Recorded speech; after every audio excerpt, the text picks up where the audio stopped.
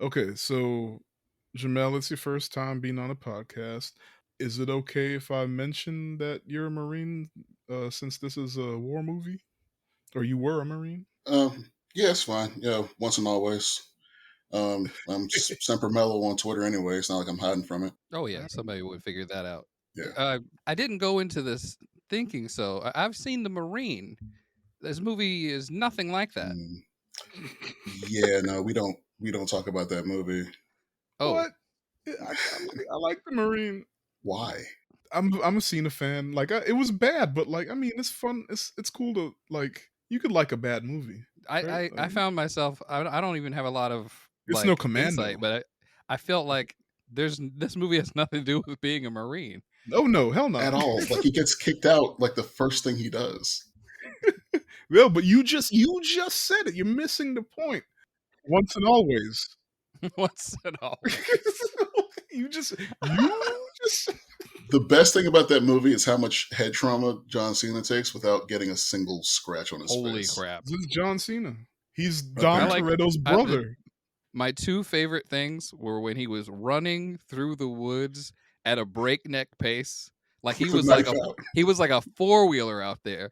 And then when they made that Terminator joke, I was like, that's where the movie should have ended right there because you couldn't top it. Like, That was man, it. you can't stop this guy. He's like the Terminator. Look, I'm And the adding this guy to who the was list little, of movies we're gonna watch one week. the Uh, T-1000 turns and looks dead in the camera like, you son of a bitch. It look, just hit me you that they get paired again in Peacemaker. Hmm. Didn't even put that together because I blanked the Marine out of my memory. Whoa. He's a Marine. It's all he knows. Yeah, John Cena said, "You can't see me," or I I think wish there's a I better way couldn't. to execute that joke. I'm gonna cut that part. On that note, thank you for joining us today. If this is your first time with us, we're the secret group of brown kids. Who are the secret group of brown kids? It's a secret. But you might be able to find us recording this podcast in 3 overlapping timelines because normal story structure is boring. Oh yeah. All right. And on the podcast today, we got Tim Hey, yo. and first timer, another secret brown kid reveal. That shit's always funny to me. Uh, Jamel. Just Hoorah. secret brown kids popping up all over the place. Welcome. Thanks for having me. Thanks for inviting me. All right, and don't thank me yet. We ain't done yet. Uh, you might not be happy with me when it's over, but It's a pleasure just to be acknowledged, invited.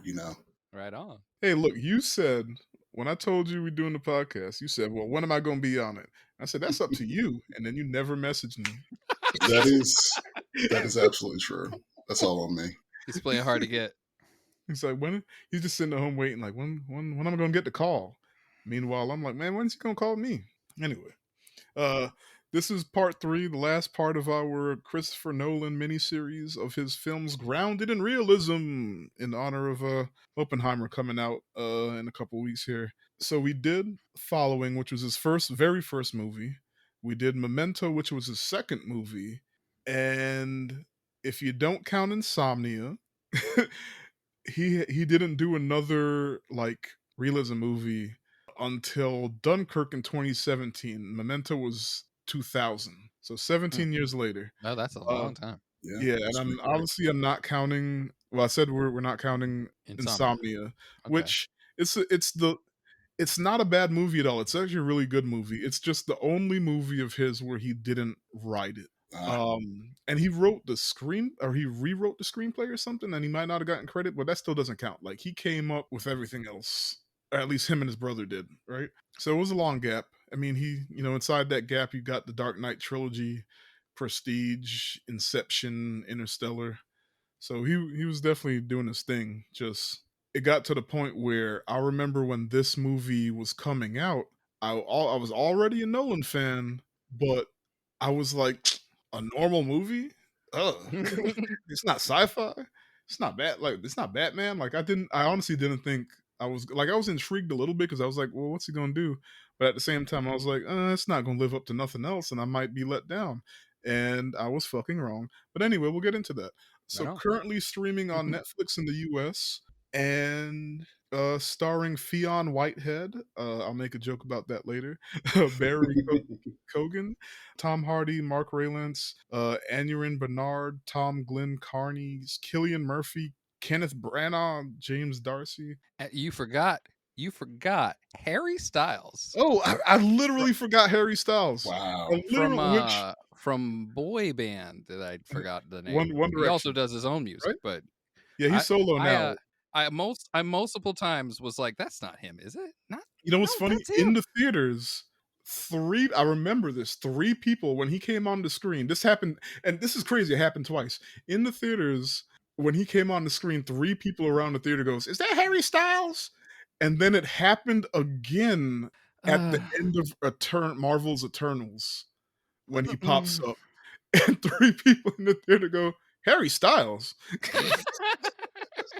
You know, hey, he's he's out here just quietly starting an acting career without making a big deal out of it, I guess.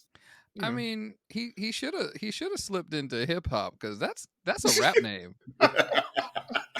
It's right there.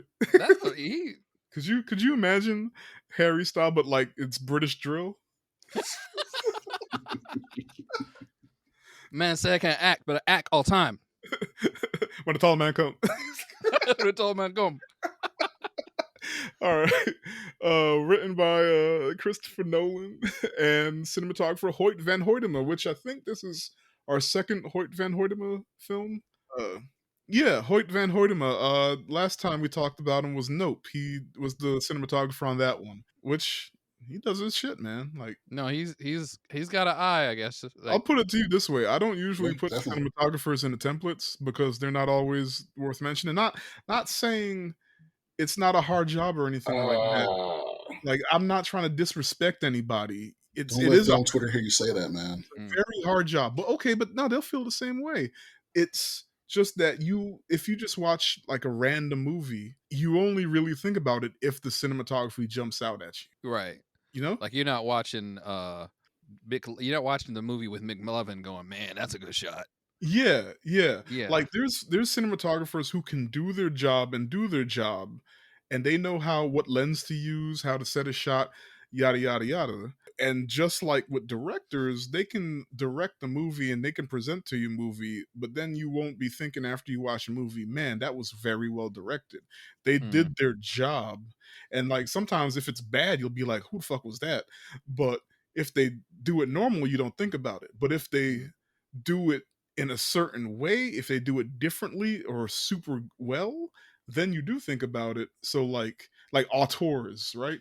Like That's auteur true. directors yeah. approach things a certain specific way. So you get like your Wes Andersons and yada yada. Like they have their style, Right. so they set themselves apart from other directors. And then there's cinematographers that do the same, or they're so well good at their craft and sometimes they fucking invent things. Like I think Yeah.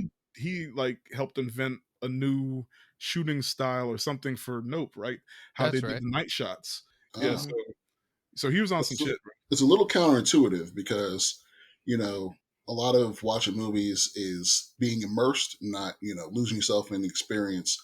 But, But sometimes it's a part of these the people are kind experience. of drawing attention to these unorthodox things that they're doing, Mhm. so it in a way breaks the immersion, but at the same time, you know, in a way that doesn't hurt the experience. It's like I said, Yeah. it's a little counterintuitive. Yeah, like so think like I think we mentioned it before we actually started recording 1917. That's Awesome. he's the most iconic dude ever. Roger Deakins. Yep. He shot that one, and like 1917 is a war movie that is essentially one take. Like it's not literally one take, but they made it look as a viewer, it's just one continuous cut. And for them to pull that shit off, like you needed somebody Yeah. at the top of the game like Roger Deakins. So yeah. All right. Enough about cinematography, even though I think this one is beautifully shot, obviously, because I slipped in the cinematographer and now we done talked about it for 5 minutes. Music, Hans Zimmer. Nolan doesn't always use Hans Zimmer, but his most iconic stuff has been Hans Zimmer, and Hans Zimmer is also like once again iconic. So you got Tim. You might know. I don't want to say the wrong thing and be like, no, that was freaking John Williams, not Hans Zimmer. But All of a sudden, I keep going too far back, mm, thinking of completely out of the way things. Like you said, Hans Zimmer. I started thinking about soundtracks, but I started thinking about Miami Vice, and I don't think he goes back that far, but he might. he might. They've been around for a while. Okay, so he does go back pretty far. I mean, I'm seeing Rain Man here. The Rock, Thin Red Line. We don't really have to bring up Boss Baby, but apparently Boss Baby. Hey, look, just because the movie's trash doesn't mean the Oh, soundtrack isn't. so I would imagine if he did, yeah, okay, he did the original There Pirates it of the is. Caribbean. Yeah, that's him. That's a movie that did not need a sequel. They knocked that one out of the park, but he did all of them. I don't mind the first. I don't mind them making a trilogy. No, they solidified the trilogy. Everything after that was a little like, okay, we got the premise. But I always bring that up with certain films. It's like they did a good enough job with the sequels, but the original could have stood on its own. Everyone would still been like, yeah, that was the best. But then where's all the money coming from? Oh, absolutely. You can't. I mean, but like then like how like do you do a Rain Man sequel? Maybe.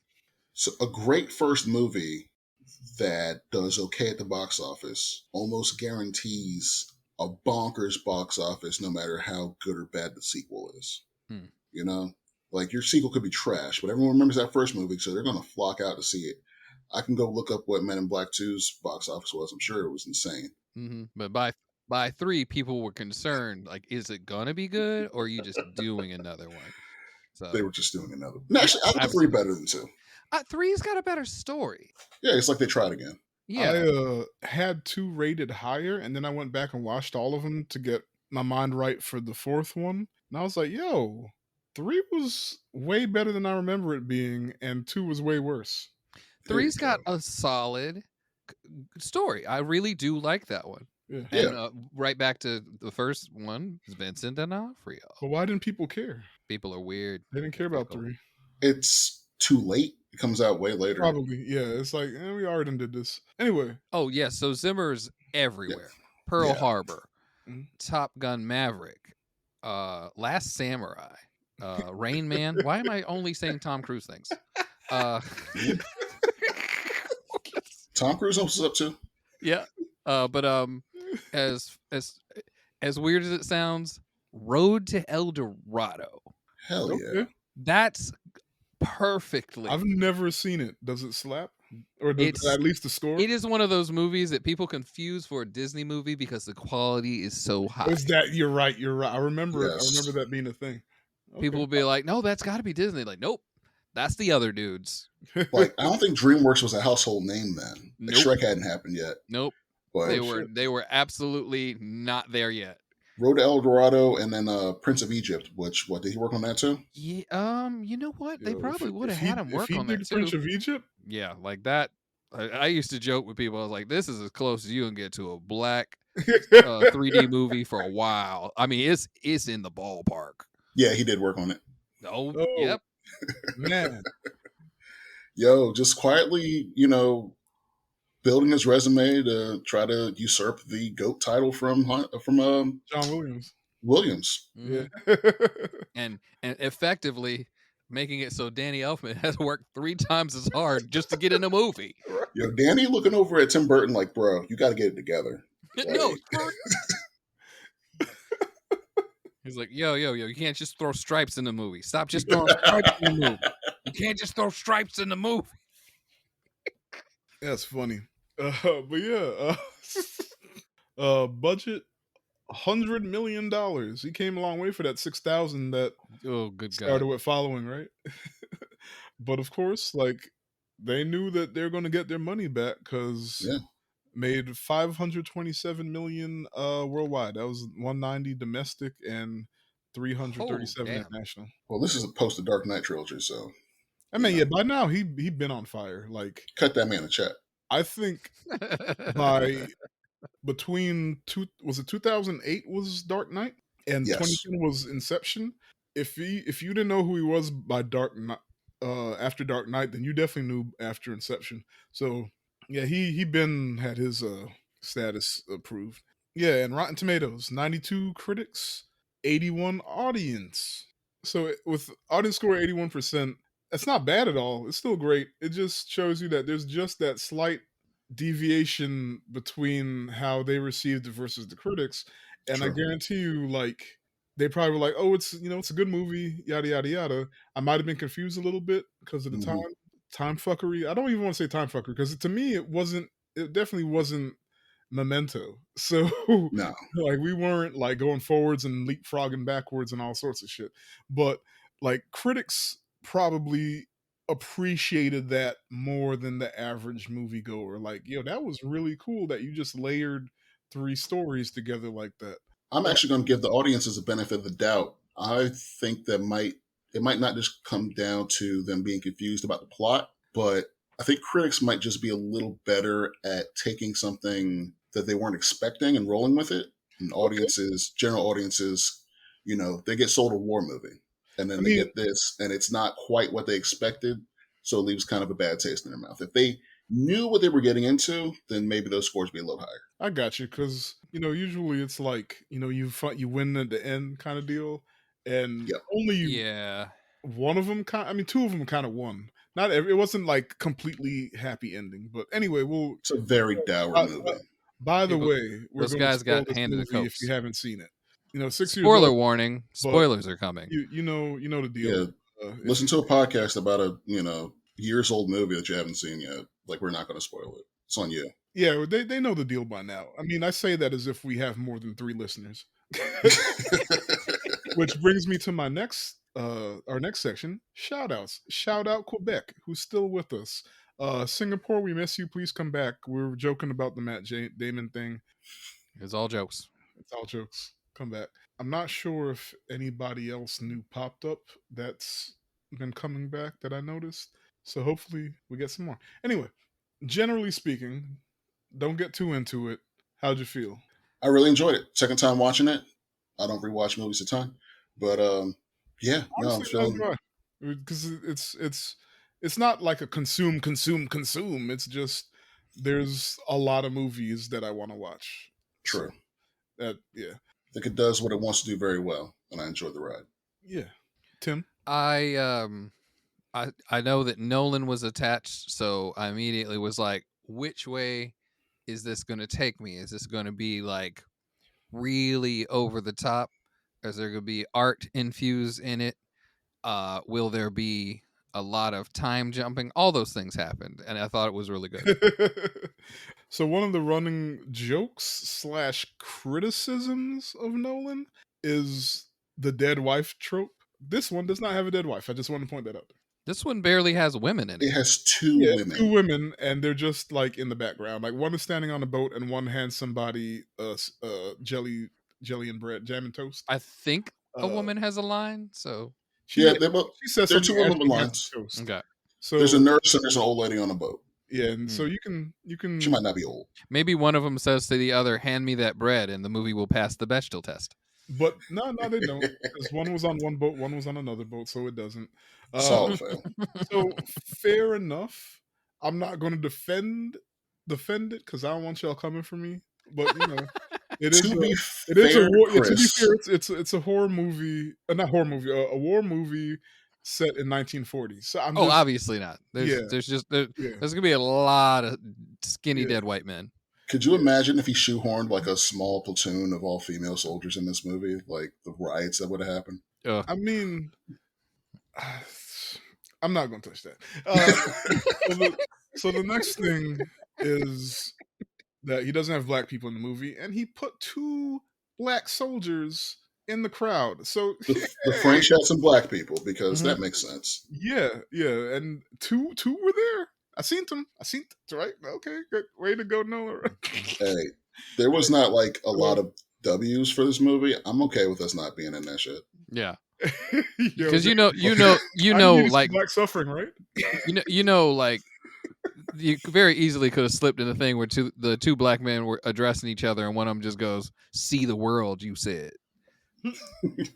Yo, could you imagine? Look, I would forgive Nolan for the lack of black characters thing if in this movie the two black guys looked at each other and looked away, like gave each other a Hmm. like Yeah, they knew what they were thinking just look, the and then they just looked away, and and they don't want to explain it. It has nothing to do with anything yeah, else. absolutely. They just looked at each other. Mhm. So I wasn't going to be the one to go here, but since we're here, I'll say this. I want to also, let's not bury Chris. It took him a while, but he still put John David Washington as a lead in one of his movies Look, eventually. and I guarantee Where's the you, Coen? Where's the Coen Brothers black lead? you're right. You're right. You are right. You're right. But I I don't see guarantee him. you, it only came after the criticism. And he was like, "Damn, I'm not racist. Let me get." And he was, or Well, he uh, did it. yeah. The first I heard this theory was Wes on. Anderson still ain't done it. Look, we've been talking shit about Wes Anderson because that was our last. Hard. Yeah, that was our Yeah. last miniseries. So Mhm. we mentioned it all 3 episodes that he's allergic to people of color, and if they're in a movie, it's specifically because he needs them to be that color. Otherwise, it's just a white person. Yes. But he's only had 2 so far. He's got your boy now. He Three, seems to three. like him. What's his name? You Jeffrey said Wright. my boy. I Oh, mean, yeah. yeah, but That yeah. So he's in that's a lifetime cast member now. he's in 2. Yeah, he was in French Dispatch and the new one, Asteroid City. So he's Astro a part of City the. actually has a bit of diversity. I'll give him that. Okay, I haven't seen it yet. It's But pretty good. anyway, that was the last miniseries, Moving and on. this miniseries is Christopher Nolan not having black people in it. But yeah, so I first heard this theory on Black Men Can't Jump, where they said, you know what happened? He was doing his like research, when he was writing Tenet. So hey, I'm doing a time travel movie or whatever, right? So as directors and writers do when they're coming up with a movie with the concept, they watch all the other movies that are similar to see what works, what doesn't. And he watched Deja Vu and was like, "Let me get Denzel," and he couldn't get Denzel, but found out he had a son that acted and was like, "Got it, got it, Yeah. got it." You know, Tenet. Never put those two together. I never did. That Good shit is. one. It makes I pretty was good I was sense. I weak like when it. I heard that. But yeah, That's that's canon. probably how it happened. Yeah. Anyway, Denzel's like, I can't do it, but I know a guy. If you're interested. He comes highly recommended. yeah, right. You know what's funny? He probably didn't because I heard an interview with John David Washington. I think it was on the Breakfast Club where he was like, "Nothing I do is ever good enough for my dad." Wow. He's just always like, "All right, what you gonna do next?" I mean, I just today though, I was talking to somebody Oh because my his god. movie, the Creator, we saw that trailer and I was like, he's not his dad. Like I got no problems with John David Washington, but he's not the caliber actor that Denzel was. Now I feel bad. I think he's still good, and I think he Yeah, still has potential to grow. he's much But more of an action star than Denzel I'm was. definitely gonna watch. Is he? Because Denzel's action stuff is kind of sprinkled in, like especially in the younger days. Yeah. I feel like I I hate this always movie, but Ricochet. feel more dramatic. Ricochet. I mean, he Oh definitely is man. dramatic too, but he has. I think we can't make that call yet with the action he has versus John David's action. Sure. But anyway, I was gonna say I'm gonna watch anything he's in though. Just and it's not even off of your daddy is my favorite person alive, and like I will watch anything he's in. Like literally, I think I'm down to 2 movies left of his filmography. Oh I wow. genuinely like. Yeah. I kind of enjoyed the John David's thing. Like I first saw him in Ballers, and like I kind of became. I'm not gonna say I became a fan, but like I definitely liked seeing it on the screen because that character was just. Uh, yeah, and what's that bullshit ass movie on Netflix? From the Euphoria dude. If you Which think is about what it, too much that. pisses you off, but it had a lot of funny lines in there, The and one like him and Zendaya. him eating that macaroni and cheese angry, like that shit is funny. Anyway, this isn't the Tenet episode. This is back to Dunkirk. Back to these white kids on the beach. All right. Uh, Alternate title. You want to uh, watch a beach movie? I got one. let's get into the movie. It's the Memento episode. Memento's so fucking crazy structured. Ain't no way I was gonna do that. So we just kind of hopped around. Oh my god. Oh But yeah, I said I'm gonna. I was worried about having to do the same thing for Dunkirk, so I was like, I'm gonna just do the Wikipedia synopsis. But watching the movie, I was like, nah, I want to talk about everything. Then, like, I was invested. he does put a lot. It's a relatively short movie, but it hits a Yeah, lot of points. I yeah. kind of didn't realize it was so short. hmm Yeah, It's like dense though. Yeah, like there was just a lot going on. There's no wasted moment. Like uh, the longest time they like linger on a shot was when they were sitting on the beach, and that was just so you got the idea that it was hopeless. But like Yeah. everything is boom, boom, boom, boom, boom, boom. Especially once you hit that like not even halfway mark. Once they leave the pier, that's everything Uh, starts happening like back to back to back after that. So Pretty rapid. yeah. Like I think building out this template because I kept pausing and rewinding to make sure I like understood things and whatnot. I think I spent maybe 5 hours watching this like 95-minute movie. But yeah.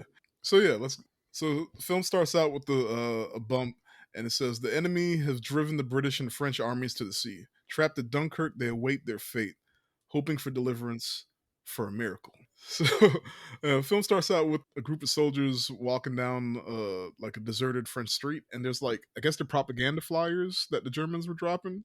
yeah, that's pretty cold. Yeah, Yeah, that was rude. I was very upset. I was like, no, how you gonna do that? They're literally like us, you but deal with they it. Like we think about it, they did. was it what I'm trying to remember what war movie I watched where they also did it, and it was like, but they had black soldiers and the You're thinking German. of you're thinking of the HBO Watchmen. That's right. That's right. It wasn't a Oh, movie. It was Watchmen. Yeah, and they Gotcha. were telling the thank you. They were telling the black soldiers like, yo, your country don't care about you. Like, just defect. Yeah, quit. Yeah, you don't need to be here. Yeah, so that's where my mind went to. Anyway, so Germans dropping propaganda down. All of a sudden, shots ring out, and one by one, you start seeing the soldiers drop. And like the last one left, he makes it over a fence, and like he tries to like load his rifle so he could fight back. Ain't happening. He said, "Fuck this rifle," tosses it in Hall's ass. And like he goes to go around the corner and he gets shot at again, but this time it's by the French who's holding like a checkpoint or like Yeah, holding the line, right? And he calls out, I'm British, and they let him through. And it's wild because as he climbs, as they help him over like the wall, the sandbags, one of them says like, "What's bye in French?" I'm sorry, I know. I was about to say bon voyage. Is that it? no, I don't know. He says something that's like good that. voyage. What's by? yeah, bon voyage is more like have a nice trip. Something like that. Au But revoir, it Au might. revoir. Yeah. au I revoir. think it's bon voyage is what he says, not au revoir. Au Oh, I mean, revoir. they are supposed to be getting on boats. That makes Yeah, sense. That's so That a does maybe make he's sense. like, sarcastic asshole thing to say. It is a yeah, very sarcastic thing to say. Also, I Um, peeped that. That's funny. Go ahead. I missed that entirely. But so just from the jump here, like this movie does so much good. Like I love that Tommy, you learn his name is, I think. They never Like, say his name is Tommy, so I didn't call him Tommy. I was you know, calling. I had the Uh, subtitles on, so I oh, mean, okay. yeah, yeah, I think you're right. I don't think they ever actually clear I that up. was I was calling most of them Dunkirk. But well, was it Beach Dunkirk Well, playing I Dunk? was just kind of like, oh damn, Dunkirk, you better get off that beach. Ooh, Dunkirk, you trying to take a doo doo on the beach? Everybody oh, can see you. like Dunkirk's right in front of you, Dunkirk. Don't do that. No, Dunkirk, you better watch how much fuel is in that plane. I'm not playing. oh man, I But did. You told me that right when I was watching it, and I started to write it like that, and I was like, "Ain't no way, I'm gonna confuse myself." So I went back to nicknames I gave him. I remember, so Tommy is what the thing calls him. Like he's not special.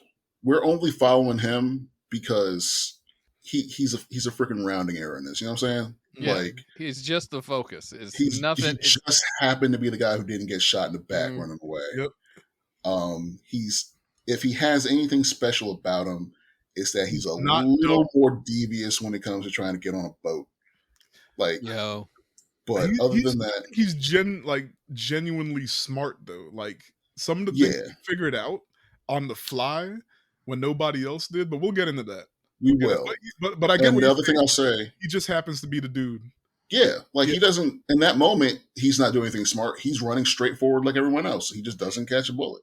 yeah. But talking about Hans Zimmer earlier, the music kicks in with this immediate clock motif, Man, which is yeah. just perfect. I And for me, also, it kind of felt like a beating heart. And just like yeah. those two things intertwining in that score, just chef's kiss. Like, yep. just that's all I want to say there. So now I guess I'll call him Tommy. So Tommy, we see him go past the French checkpoint, and now he's at the beach, and like the shot. Shout out Hoyt van Hoytema. Did I really just say Shoit out? Show it out. Shoit Short, van short to Hoytema. Hoyt. So the camera follows Tommy onto the beach, and like I love stuff like this because it's like, nah, we are taking the audience along for a journey. Like you're there with them, kind of deal. So Yeah, like you are also coming out onto the beach. It didn't just show a wide shot of the beach. It follows him onto the beach, and like we see him look and just see all these soldiers just standing in line, just waiting. Just soon these boats gonna show up sooner or later, right? And we gonna be ready to get on them They trying to because get the PS5. still ain't got none yet. you ain't the only one. But yeah, yeah. So I love that shot. So homie, he after he looks at the soldiers, like he walks out like away from everybody, and he goes to take a shit. I actually had it. I took it out, but I had it in my notes. Like he taking a shit. Uh, Like you notice some stuff in the flyers in his jacket, yeah. and it's Oh, like, so what's you? Oh, I didn't even put that together. He there? was. You go. He Oh, already had to poop, so he was gathering. Yeah. being prepared. Look, I told you he's Look, smart. He's you in smart. the field, man. You got to use what you got to use. Real in the field, real shit. uh, so yeah, so he starts to undo his pants to take a poop, and he looks over there and he sees a guy burying a body near him. So he pulls his pants back up, and Respect. this is when I first start hearing the ticking. You said it started earlier. I just missed that, but yeah, the ticking in the score is really. I'm not gonna say it's really important to like because you don't need to hear it to care about the movie or whatever, but it matters. It matters because it helps build the tension. So it starts out slow, and like you said, it was like a heartbeat. I didn't catch that, but it starts out, slow, and as the movie goes on, the tension builds. That speeds up, and every round it gets faster and faster. But now it's slow. So because he just had to poop anyway. So he sees his homie over there bearing the body, and he goes over to him. And this is the first smart thing, or second smart thing now that we know about the toilet paper. Pretty he good. I think he figures out what's going on with this guy immediately. Cause one, but he doesn't question it and he doesn't ask any or like he doesn't prod about it too much, right? Like he sees it and he sees the foot sticking out, and then he sees the dude or the barefoot sticking out the ground, and then he Hmm. sees the guy tying his shoe. And he sees the guy see him, and then he points at the canteen next to his foot. So at least it's like, oh no, I'm not looking at you tie your shoe. I just can I have some water. And but it's wild because Tommy never actually speaks to the dude. That's because I also think that he immediately recognized what was happening, and Bro, he's not English. Bruh. I So I love that interpretation. No, because I was struggling with that a little bit because it didn't really make sense to me. mhm, But from that perspective, yeah, like if you just accept it, like he put it together, no judgment. Hey, I'm trying to get the hell off this beach too. Who yeah, am I to judge you? Yeah. yeah, Yeah, no, that really Do works. if you didn't kill him, who cares? yeah, yeah. And you ain't trying to kill me. That's what's important. You ain't actively trying to kill me right now, like them dudes back there. We cool. Because any other movie, he'd be like trying to talk to him, and the guy'd be like evasive, Yeah. and Yeah. then he'd be like, "All right." Mhm. But yeah, you're right. He never even says a word. Yep. That's really It good. never. they never actually speak to each other, and I feel like it's because he noticed it from the jump what was going on. But yeah, so they head over back to the rest of the soldiers and they try to find their place, or he does.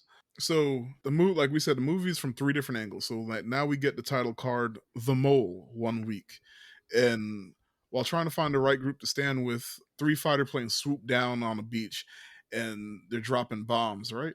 And I love this fucking shot. All the soldiers just jump down on the ground, put their arms over their heads, and in the shot, Tommy is in the foreground, and you see a bunch of soldiers behind him, and the bombs are dropping. You just see explosions, and explosions are coming towards the screen. And finally, like the closest dude to Tommy, it was like he was like loading his gun to try and shoot up at the plane, and you just see this dude just get lifted. Like I need to watch the special features because I actually have the Blu-ray. Like I hope they show you how they did that shot because the dude just got like he got blown up, but it wasn't like body parts flying. He just went Yeah, straight up with the sand. Like that was such a cool just shot. And like he evaporated. it's the second time we realize how fucking lucky Tommy is because like that was the last bomb. If there wasn't one more bomb, or if that plane had dropped its payload like a split second later, the last Yeah. bomb would have landed on him. Yeah, It, so Tommy survives, and the planes fly off, and all the soldiers stand back up, and you see a random soldier like look up in the air, and he yells, "Where's the bloody Air Force?" Like, because who's ain't nobody helping them because the plane's just swooping in on them. that was a really important moment too, because I think watching it the second time, I'm sitting here like, all you people are armed. Mhm. Maybe take some shots. Yeah, And well, there was like two that or one three dude, that there are a shot. few people who did, but ultimately these weapons aren't for that. Yeah, And they yeah, just, and it kind of, from that moment, you're like, these guys are sitting ducks. They have no defense. Their weapons are useless, absolutely. and Yeah. all they can do is wait. It's Mhm. yeah, it's like I felt like the whole time it was down to not really if they die, but when they die. Mm, And that's why we'll talk about it, but like that's why the movie or this story is such a big deal. And like they kind of mentioned at the end that it's an evacuation. They were running away, and like Harry Styles at the end is like, spoiler alert, uh, he's like, he doesn't want to look people in the eye because he's like mm. ashamed. And they were celebrating him, and he was like, "Wait, why are they celebrating us?" And it's like, "Cause we're happy that your asses survived, bro. Like we know that shit was wild." Where he was looking at it as like we failed, we ran away. Anyway, so it's a victory in the sense that they rescued 300,000 people off this beach, and at the end of the day. Mm. So yeah, Three so out the of four. next scene we get the second title card, the sea, 1 day. Remember the last one was 1 week. This is 1 day. So first timeline stretches across a week, and I forgot to edit my notes to fix this, but I'm gonna come back and mention it in a bit. Anyway, so this is 1 day, and we see a boy. His name's George, and he back in England now, right? And he runs up on a boat.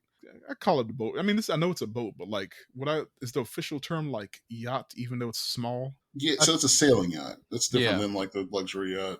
Hmm. okay, but it's one of It's those the like, kind of yacht the orcas are taking out over in Europe right now. oh, damn, like it's not huge at all. Like you'll see that, and you don't immediately think like, oh, this guy is fucking rich. Like he got money. Yeah, If he got a boat, like he got I boat. think somebody later says it's like a pleasure vessel, and it is Yeah, not the kind yeah, of ship you normally even take out that far.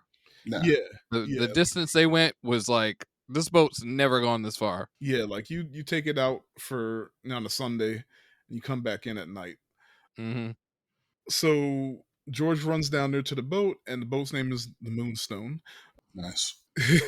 Shout out Pokemon Clefairy. And it's his friend's dad's boat, and like they're prepping to take off, and like the friend says that the Navy requisitioned her because some men across the channel need taken off, and they have to unload everything that's not necessary to free up space, and so they can load up these life jackets. And then you see George look back at the life jackets on the dock, and I counted, it's 75 life jackets. Jesus. Dag. And George is like, some men? Like you say some men, I'm thinking four. George turns and looks at 75 life jackets. Yeah.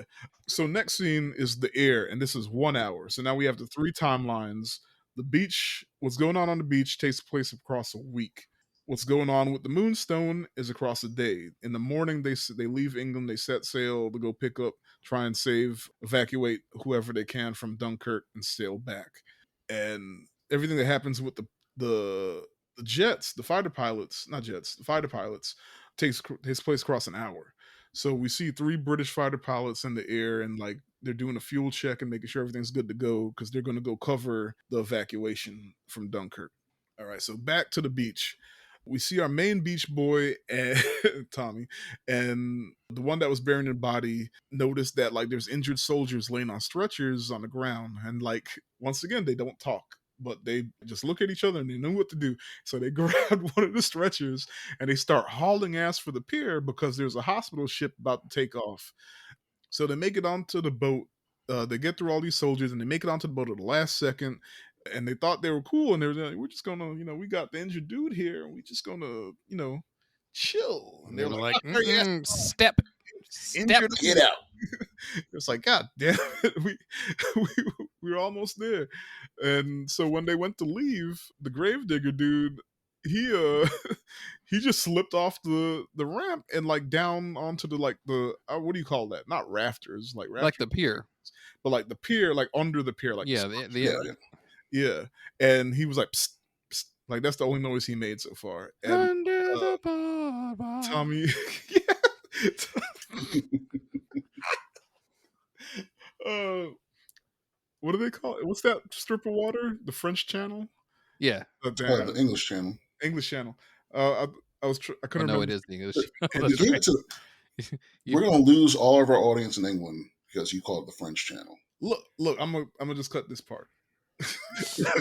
we just we just got somebody listening in the UK. He listened to 2 episodes, or she, or they. But pretty. We're doing pretty good, isn't it? oh Lord, if they listen to that Rye Lane episode. In it, bruv. Anyway, so they're down on the under the pier hiding, and from there they overhear a conversation between. I want to say It's the Army Colonel and the Admiral for the Navy. yeah, and the Admiral for the Navy is played by Kenneth Branagh, Yep. legendary actor.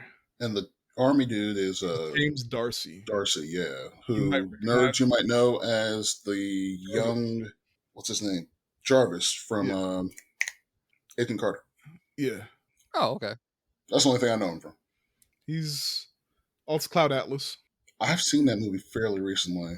Anyway, So yeah. Anyway, not important. so they're listening to Kenneth Branagh and James Darcy talk, and then they're talking about how the Germans are going to pick them off from the sky, and publicly Churchill says the British and the French armies will leave arm in arm for England to safety, and James Darcy's like, privately, and he's like, privately, we need to get our boys home. It's like the quiet part is like, fuck the French, like we gonna just get this English dudes home, and it's rough. Yeah, anyway, so you don't know this yet, but like I said, we already passed the spoiler warning. Gravedigger is actually French. So it's important that they left this line in the movie because it comes into play later on. Well, also in that moment where they're trying to get the guy on the stretcher to the hospital ship, which, by the way, bombing that's a war crime, I'm pretty sure. But Yeah, you know, yeah. um, I don't know they if they had Yeah. those rules back then. what we see are only two black faces in the entire movie. Yeah, There's a bunch of French soldiers trying to squeeze onto that ship, and they're getting told very loudly, "No, British only." When one or two boys squeeze past with the stretcher. you're right. So that's we're already establishing that, and then that next part kind of makes it clear why that is. Yeah, Because honestly, it's like, yo, get everybody off this beach, but politics. Mm. but also the average movie person probably don't know the two black guys French. I mean, we already established that the French are there, but you I can't mean, tell anybody apart so far. But like I you, mean, not for nothing, but it's pivotal in this movie that they can't visually tell a Frenchman from a Brit from a German. yeah, yeah. Yeah. So So yeah, and Churchill wants to get he wants to at least save 30,000, and Kenneth Branagh says we probably can do 45,000, but the issue is there's 400,000 dudes on this beach. Yeah. Anyway, so back to the civilian boat, the Moonstone, with George. They came across a soldier sitting on what seems to, or what was the like the remains of like a sunken ship that was just still like sticking up out of the water, and this is Killian Murphy. So they get him aboard. So now back in the air, the fighter pilots they lose their leader, the leader of the trio, real fast because they're already in a dogfight. Wait, I actually didn't catch this. Are they in a dogfight, or did his plane just give up? I wasn't sure about that either. It happened really fast, and they're just like, "Up, leader down," and then they just never acknowledge it again. It it is because of a dogfight, but we don't ever see him get hit. Yeah, we just see him go down or already down or something. Because I think that's And how the plane also got damaged. Okay, yeah, yeah, fuel. That's how yeah, that's okay. Gotcha. So, and uh, apparently that's Michael Caine as the voice there. oh, I didn't Oh know that. wow. I don't know if he's from on the radio back home or if he was the leader, but it's Michael Caine at I some got point in you. there. Michael, just like Wes Anderson, Nolan has his stable, but much smaller. This is Michael good luck, Caine, Sean. Yeah, Michael Caine and Killian Murphy. Who else is there? Is that it? Hardy. Oh, and Tom Hardy, Hardy. Yeah, yeah. Those are yeah, the main ones.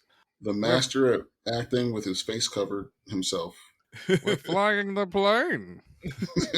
I plan on trying to save many soldiers. I wondered whose choice it was because his Collins, the second pilot, we see his face whole The whole movie. time. Yeah, He doesn't have it's the almost facial acting skills of Thomas Hardy. so it's like just his eyes. So just his eyes were talking like the whole time, Yeah. like which okay, yeah. So it almost was like that. It was a reveal that it was Tom Hardy under the mask, hmm but we all knew. Anyway, he, so yeah, he so was he was terrifying in Mad Max. mhm. That's why his face is covered, because there's too much vague, scary expression. This is okay. All right, I'm backing up. I'm backing up. Don't put your fist down. I remember Whoa, watching there's Mad too Max like much. yo, this It's why Tom he's Hardy doing needs to be so Wolverine. much I with can see it. grunts. He's tiny and terrifying. So doing so much with just these grunts and just mm. Okay. But yeah, leader goes down, and the main pilot, who's Tom Hardy, later his name is revealed to be Ferrier. He notices his fuel gauge is broken, so he makes a note how much fuel his partner has, so because they should have the same amount of fuel, and what time it is, so he can do the math. And then next we go back to the beach at Dunkirk. So German fighter planes do another run and they bomb the pier, and the hospital ship that was taken off gets hit and starts to sink. So like the folks are like jumping ship and they're swimming to the nearest spot, which happens to be under the pier where Tommy and Gravedigger's hiding, right? And the first guy to reach him is Harry Styles. So they pull him up. And eventually, as the sun sets, they get picked up by a smaller boat and brought out to a ship that was already out in the water. But I guess they had like engine trouble or something. I'm not, they didn't really explain it, but they got out onto the ship, and Harry Styles and Tommy, they get ushered down below deck, and Gravedigger slips by and he stays up top because this boy is a survivor. Like he's like, I'm making it out of this.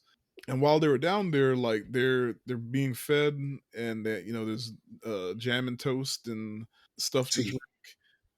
Tea. You don't know It's it's tea. tea. It's tea. I It's It's mean, always tea. it's tea. aren't they British? I mean, it could have been lemonade. You don't know that. But yeah. Bit of the Earl Grey. So Harry Styles notices that the third dude, Harry Styles is the third dude. The second dude isn't with him, and he said, "What's up with your friend?"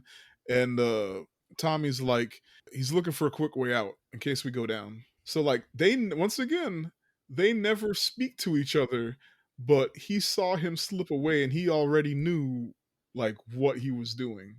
hmm Like Hmm. he's like and this isn't You the only s- time in the movie you you see see a ship someone. go down. You're next time you're on one, you're like, Yeah. well, Yeah, Mm. this isn't the first time in the movie, or the only time in the movie that you see a soldier afraid to go below deck.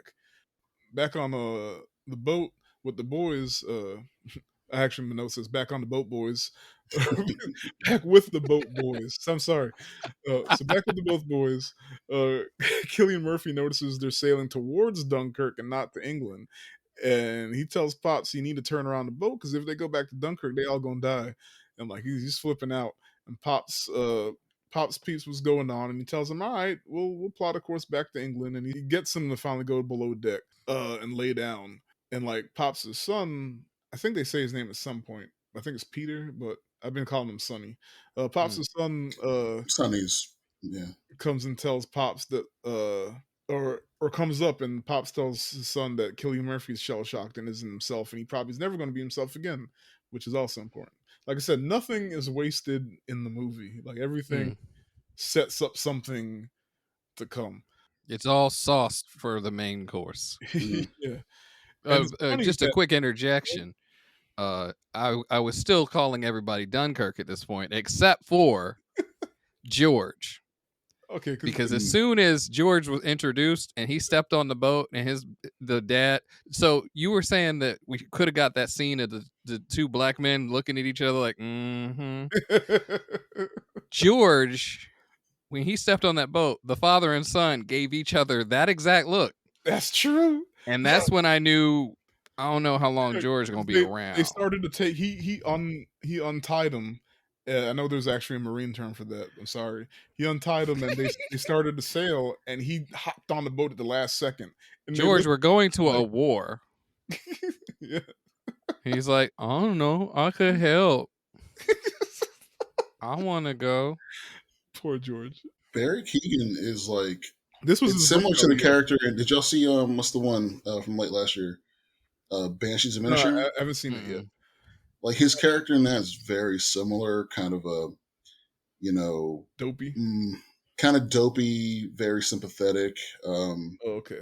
Yeah, that's It's literally on the top of my 2022 list. I was it's really good. But yeah, back in the air, the fighter pilots peep a minesweeper ship about to get attacked by some German planes, and then they go in the fight. But Collins immediately gets hit. So now back loser. on the in the beach timeline, the Dunkirk timeline, back on the ship, everything's all hunky dory, and like they're celebrating, talking, and chatting, and they're happy. And then boom, torpedo hits the ship, and like water just like flies in, like water fills up the room like dumb fast, and like we previously saw that the hatch shut behind them when they went down, and but thankfully Gravedigger mad paranoid and he was chilling up top still, but he also saw the hatch shut. So first thing he does is open the hatch, then he jumps overboard. Now underwater, Tommy and Harry Styles sees that the hatch opened up and they swim out. And I think they might be the only ones who even get out. Very few Uh, people make it out of that. yeah, wild. So they get out and they swim to one of the rowboats that we had previously seen like approaching the ship trying to get on. One of the rowboats out in the water, and then like this is also where we see Killian Murphy is on the boat, and he's like, I'm not gonna say he's the captain of the boat, but he's the one like giving instructions. But they were Yeah, full, and Tommy and Harry couldn't get on board, but Gravedigger had gotten on board. So they're like, sorry, just wait, just tread water. We're gonna come back and pick you up. Man, Just hang tight. At least the water's not that cold. Shit. When he not said that, I was not like, that gold. Come on. man, I mean, ocean water always cold? Like the shit? Like, bro, and you talking real nonchalantly to a dude who just survived getting a torpedo. Like, yo. I didn't clock either time that was Killian Murphy Mhm. talking to them, and once I learned that, I was like, man, the tide's definitely changed on him. Yes, and that's important because you see Yeah. him like real nonchalant and confident, pretty much, right? Yeah. He's just like, Hey hey, guys, like, Come chills. All on, right, you guys. got a Come little on, torpedoed. guys. It'll be all right. yeah, Come we gonna on. come All right, back. I'm suck it Come on, coming up. back for you. guys. All Man right. up. Man up, guys. Stiff upper lip. Yeah, Step up for that, like then. I mean, I get it. The boat was full, but he was real just whatever. So the boat's full. Tommy and Harry still in the water, and Gravedigger now for the you can argue the fourth time, like hooks him up because he throws some rope overboard so they Yeah. can grab on and get towed back to the beach. Uh, slick. Like, yeah, nobody so argued about it. He was just like, we're not gonna count giving Tommy some water, whatever. But he got Tommy to go under the pier, which didn't technically save his life, but it did progress the story. He knew not to go under on a boat, and he was the one who opened the hatch. And now he's throwing throwing them a rope, and they got towed back to the beach. Next, we're back to the Moonstone and Killian Murphy. So now we just saw him, yeah. But now we got PTSD Killian Murphy. He realizes he's locked in the cabin and he starts freaking out and banging on the door. And Pops asks his son, like, "What have you done? You locked him in? Go let him out." And yeah, it was the really son's not. It was like, why'd you do yeah, that? Ain't nobody yeah. said to do that. Like I didn't ask you to do that, and I didn't. And you already done told you this dude is messed up. Like, don't lock him in the room. Yeah. So Sonny goes down and he opens the door, but by the time he opens the door, Killian Murphy's already gone. He done slipped up through the hole, the not the hole in the ceiling, the window in the ceiling, and now he's confronting Pops. And Pops just tells him, "Look, we got a job to do. Like we're trying to save these people." So they argue, and Pops tries to explain that everyone with a boat was supposed to sail across the channel and help rescue the soldiers. And Killian calls him an old fool and tries to take control by force. And they scuffle a little bit, but then he accidentally knocks George down the hatch, and like George falls down and he cracks his head on something metal. Poor George. Like I'm as soon as he got bumped, I was like, oh no, not like that. Come on, let him get shot. Let him drown trying to get somebody to the water. No, he had to fall down. Like he got medic alert. Help! I'm falling. I can't get up. Like no, that was kind of upsetting. Yeah, I felt bad. But like now they got to go back and go to George's parents. Like you know how you remember George? You know he was always falling down. Yeah. Well, this time Oh shit. Oh man. Uh, he was. You're not wrong. He was always falling down. this turns out to also be like Call him Trip. the most gruesome death, spoilers, of the movie. Gruesome injury. Like I don't know. No, no, I I got feel There's some pretty bad nah, stuff, but we well, don't really there's a see lot of I'm gonna get peril. to it. I'm gonna get to it. I mean, out of the It's characters one that of them. we I won't know, say the most, but out of the like characters that we follow, yes. I It, think wait, that no. Nolan caught some flack about kind of backing off, but like I feel like a lot of movies kind of revel in the Yeah, yeah. in the visceral violence of it all. Mhm. I'm like, you don't have to. Like, I think we got the point. Like Yeah. I hate war. I'm anti-war, but I fucking love war movies, and it's and the violence.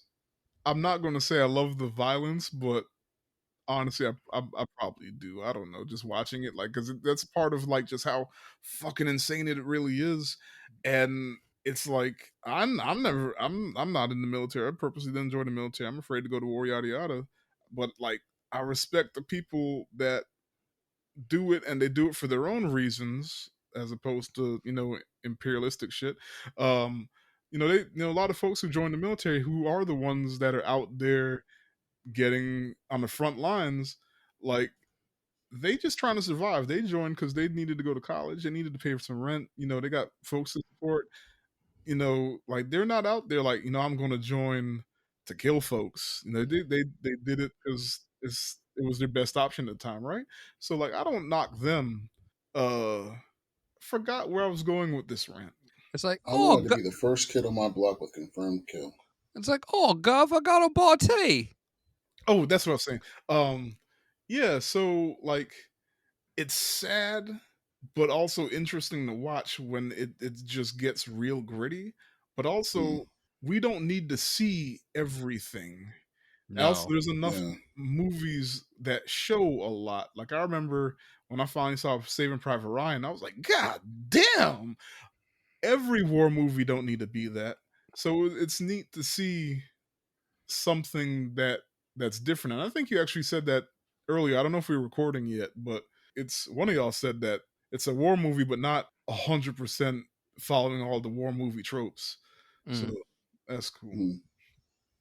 Well, I was going to say something about that, something like that about Christopher Nolan in general. And I think a reason that I really appreciate him as a director is because he will take a familiar genre and add something to it that makes it new, gives it a new perspective. That Oh, you makes like sense. heist Yeah, movies? Well, we heist in we're gonna dreams. we're gonna rip off this old Ducktales comic and do a dream heist. God damn it. Oh, you like time travel movies? Well, this ain't time travel. The flow of time is reversed. Oh shit! Didn't see that coming. So yeah, But this yeah, is uh, his take on a war movie, which is it doesn't glorify the war at real all, and I think story. that's also why we never see the enemy, and I mean they rarely Yeah, that even You're that right. was very specific. yeah The one time that you do, I mean, you see the planes, but you don't see the You people never see flying the the planes. pilot. And the one no time you do see people, they're blurred out at the very end, like they're out of focus behind them, and you only really see like the helmets. yeah Yeah, so Like the flying scenes, the dogfight scenes, you always end up seeing at least a few shots from the other pilot's perspective. yeah, Never hmm happens in this. never happens. Yeah, because ultimately Farrier is the closest thing this movie has to like a war hero. Like yeah, everyone else is, survival. some people do things that are heroic, and everyone does at least something that you can consider cowardly. But yeah, survival is ultimately what this is about.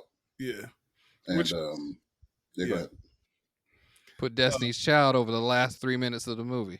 could you imagine Oh, oh, oh. this As Hans Zimmer score?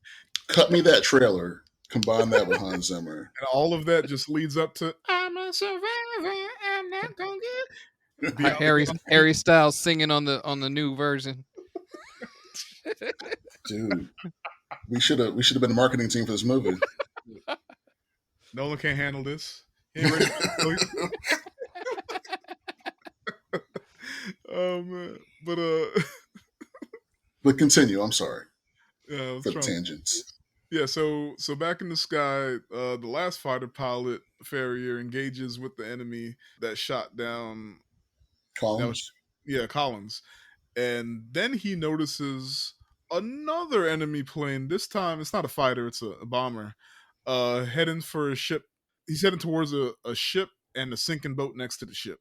So, okay. One thing I wanted to point out is the three different timelines, at least until the convergence. And because that's the shorter timeline, I guess you can argue, Mm, or maybe I don't know if you thought about it like that this. makes sense.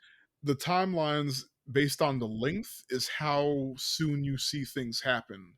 hmm So you at first you see things from bird's eye view of the fighter plane, and you don't realize the significance of what you're seeing. And then you see it from the moonstone's point of view, and it might start to dawn on you what's happening, or that you already might have seen that from the other angle. And then when you see it from Tommy's angle, that's when you're in it, right? So that's pretty neat. hmm So everything you see it first from Farrier, then from the Moonstone, then from Tommy, and you don't even realize that you probably already saw it on the first watch, whatever's happening, or maybe you do, and you're like, oh. So like technically, at this point of the movie, which I think is might be only I don't even know if we're at the 30-minute mark of the movie. This is the climax starting, and like, but you Hmm. don't know it yet, so that's pretty That's Yeah. kind of what I was saying. Like, this yeah, is where I felt like the movie converged. Everything was closer together, even though they still split off into other tangents. You could yeah. tell Yeah, this is all like now, now now much closer in time. everybody's starting to get into it, and the cuts are starting to speed up too. Yes. So yeah, so the Beach Boys make it back to the beach, and you can tell they're worn out because it's morning now, and before those events were the nighttime. It's morning now, and like they're not even on the beach properly. The first time you see them, they're like halfway in the water, and like they're not even moving. They're just like, "Look, we made it, and we're done, and we're just this is where we are." So in my notes, I put that this is where the time skip is, but that's not right because I realized the time skip happens before shit even starts to happen. I think Like, you're right. I think yeah, it happens sometime after the. after the poop, the non-poop, he didn't actually poop. Like No, I no.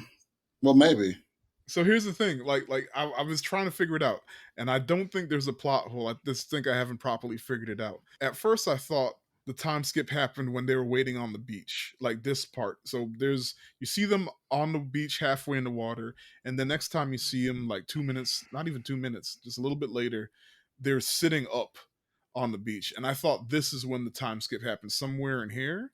But nah, it already happened because they've already been on the beach. So who knows? Maybe I don't know. I'm not. Maybe not. I'm well, probably not supposed to think I'm about just glad you acknowledged some kind of time skip because it. honestly, there's only Yeah, a week like down to a day is a lot. Down to an hour. it Yeah, seems like 2 days that we actually see on yeah. that beach. We And definitely like Kenneth Branagh. I think this is what makes me realize the time skip was way sooner. I'll get to it in a bit, but at some point, Kenneth Branagh says the events of yesterday. So the hospital ship was sank the previous day when he said it, and to us, that was probably the first day because we see Tommy get to the beach. He links Hmm. up with Gravedigger. They grab the stretcher and they run onto the ship. Then they get kicked off the ship and the ship sinks. Right. Yeah. So yes, we think that's all one day, but we don't actually know how long between him getting to the beach and them grabbing the stretcher. it feels because okay, Feels they like it. leave they leave from the grave digging and Yeah, possibly the pooping, yeah. and then he The goes to try to join a line. They're like, "Nah, Grenadiers, man, keep moving." yeah, And then like he hasn't even found a spot to chill yet, and then we get the dive bombing. So we see the medical people coming in when the dive bombing happens. 'Cause that's what it is. Like it's a bunch of them die. Their bodies just out here. No one's doing anything about it, which I thought was weird, but yeah. I Like guess they're they dead already. weren't just soldiers on the beach. They had like Yeah. trucks and stuff, and I feel like they had guns in some of them trucks that were bigger than the rifles. But anyway, Mm. yeah, And then that's when he sees the one guy on the stretcher that they were carrying who was still breathing, and they're like, "Ooh, let's our ticket." So I yeah. feel like all that seems to have happened concurrently. Like I don't See, feel like the skip is in there, but I I think the think skip that's might the be skip. after. Nah, Hmm? I mean, I'm not going to argue because I'm not 100% on this, but I think that's the skip based on Maybe. how things play out after. Because then I'll get to it. I'll figure it out. I can't remember the exact thing that made me realize that the time skip couldn't be here, and I didn't take the note out. But anyway, Okay. I might figure it out, or maybe we won't. Maybe it don't matter. Maybe Christopher I don't Nolan's think like, it stop, really stop. You're going too deep. truly matters. So yeah, so the situation's getting bleak on the situation is getting bleak on the bleak. Jesus Christ, the situation is getting bleak on the beach. Bars. In it, that took a lot out of me. Sorry, I'm just cut this whole part out. The You situation want you want to try that again? beach as we see other soldiers try to make it out in the water on some small boats, but the waves are like pushing them back in, right? Back to the beach. They can't get past the what they call that. Is that the surf? The waves? Uh, Like what's the right term? I don't know. It's pushing them back. Full disclosure: I never was on a boat, even though I was a marine, Yeah. so I can't Were answer you those were you ever questions. in the air? Commercial flight, Okay. helicopters, That's helicopters. that's what I was thinking of. It's like Yeah, choppers. yeah, Yeah. yeah. So Choppers, helos. Don't helos. cancel me as a marine. I swear. I swear I was in there. All right. I'm not the one checking. I'm gonna lose my marine credit. But yeah, so some of the soldiers, the engineer corps or whatever, they start to build makeshift piers out of the trucks and stuff, so that when the tide comes back, they might have a pier to get past the surf, I guess. Which I Uh thought was brilliant. yeah, Yeah. it really was. And a soldier tells the army officer, James Darcy, that the tide was turning. And like he asked him how you knew the tide was turning. He's like, well, the bodies come back. Hmm. And then you see Like, bodies ooh. floating back to the beach. And it's like, oh, yeah. Gruesome. So like now our trio of boys, sitting on the beach waiting. And The like, Beach Boys. Call me their name. Yeah, the Beach Boys are just waiting for something to happen, and like they look over and they just see like one soldier just walk into the ocean, just die. So shit is like I said, shit is bleak. Mm. The beach is Yeah, bleak. I expected him to like get into the water and then just like like one slug in the jaw or in the mouth. No, he just like Ah, he nah, just he just he just took a nap. he just kept going. Yeah, Just like went we, in we there. just didn't see him anymore. Yeah, so they watched that happen, and then they noted Harry Styles notices a group of guys making their way down the beach, and like with a purpose though, not just going for a stroll. So he's like, "Hey, what they doing?" And so hops up, and Tommy and Gravedigger follows him, right? And one of the guys from the group says that there's a grounded boat down the beach, and it's got to lift back up when the tide comes back in. So we gonna be on this boat. So that's where they were headed. So back on the Moonstone, the son tends to George's wound, and he tries to make him comfortable. And George tells him that he's proud he did this because he's never done anything up until this point, and hopefully his dad and his teachers will be proud of him if he makes the paper or something. And like Sonny's like, yeah, cool, just chill, bro, just chill. We need you back on deck soon, so just get your rest. And George is like, ain't happening. He's like, what you mean it ain't happening? He's like, because I can't see.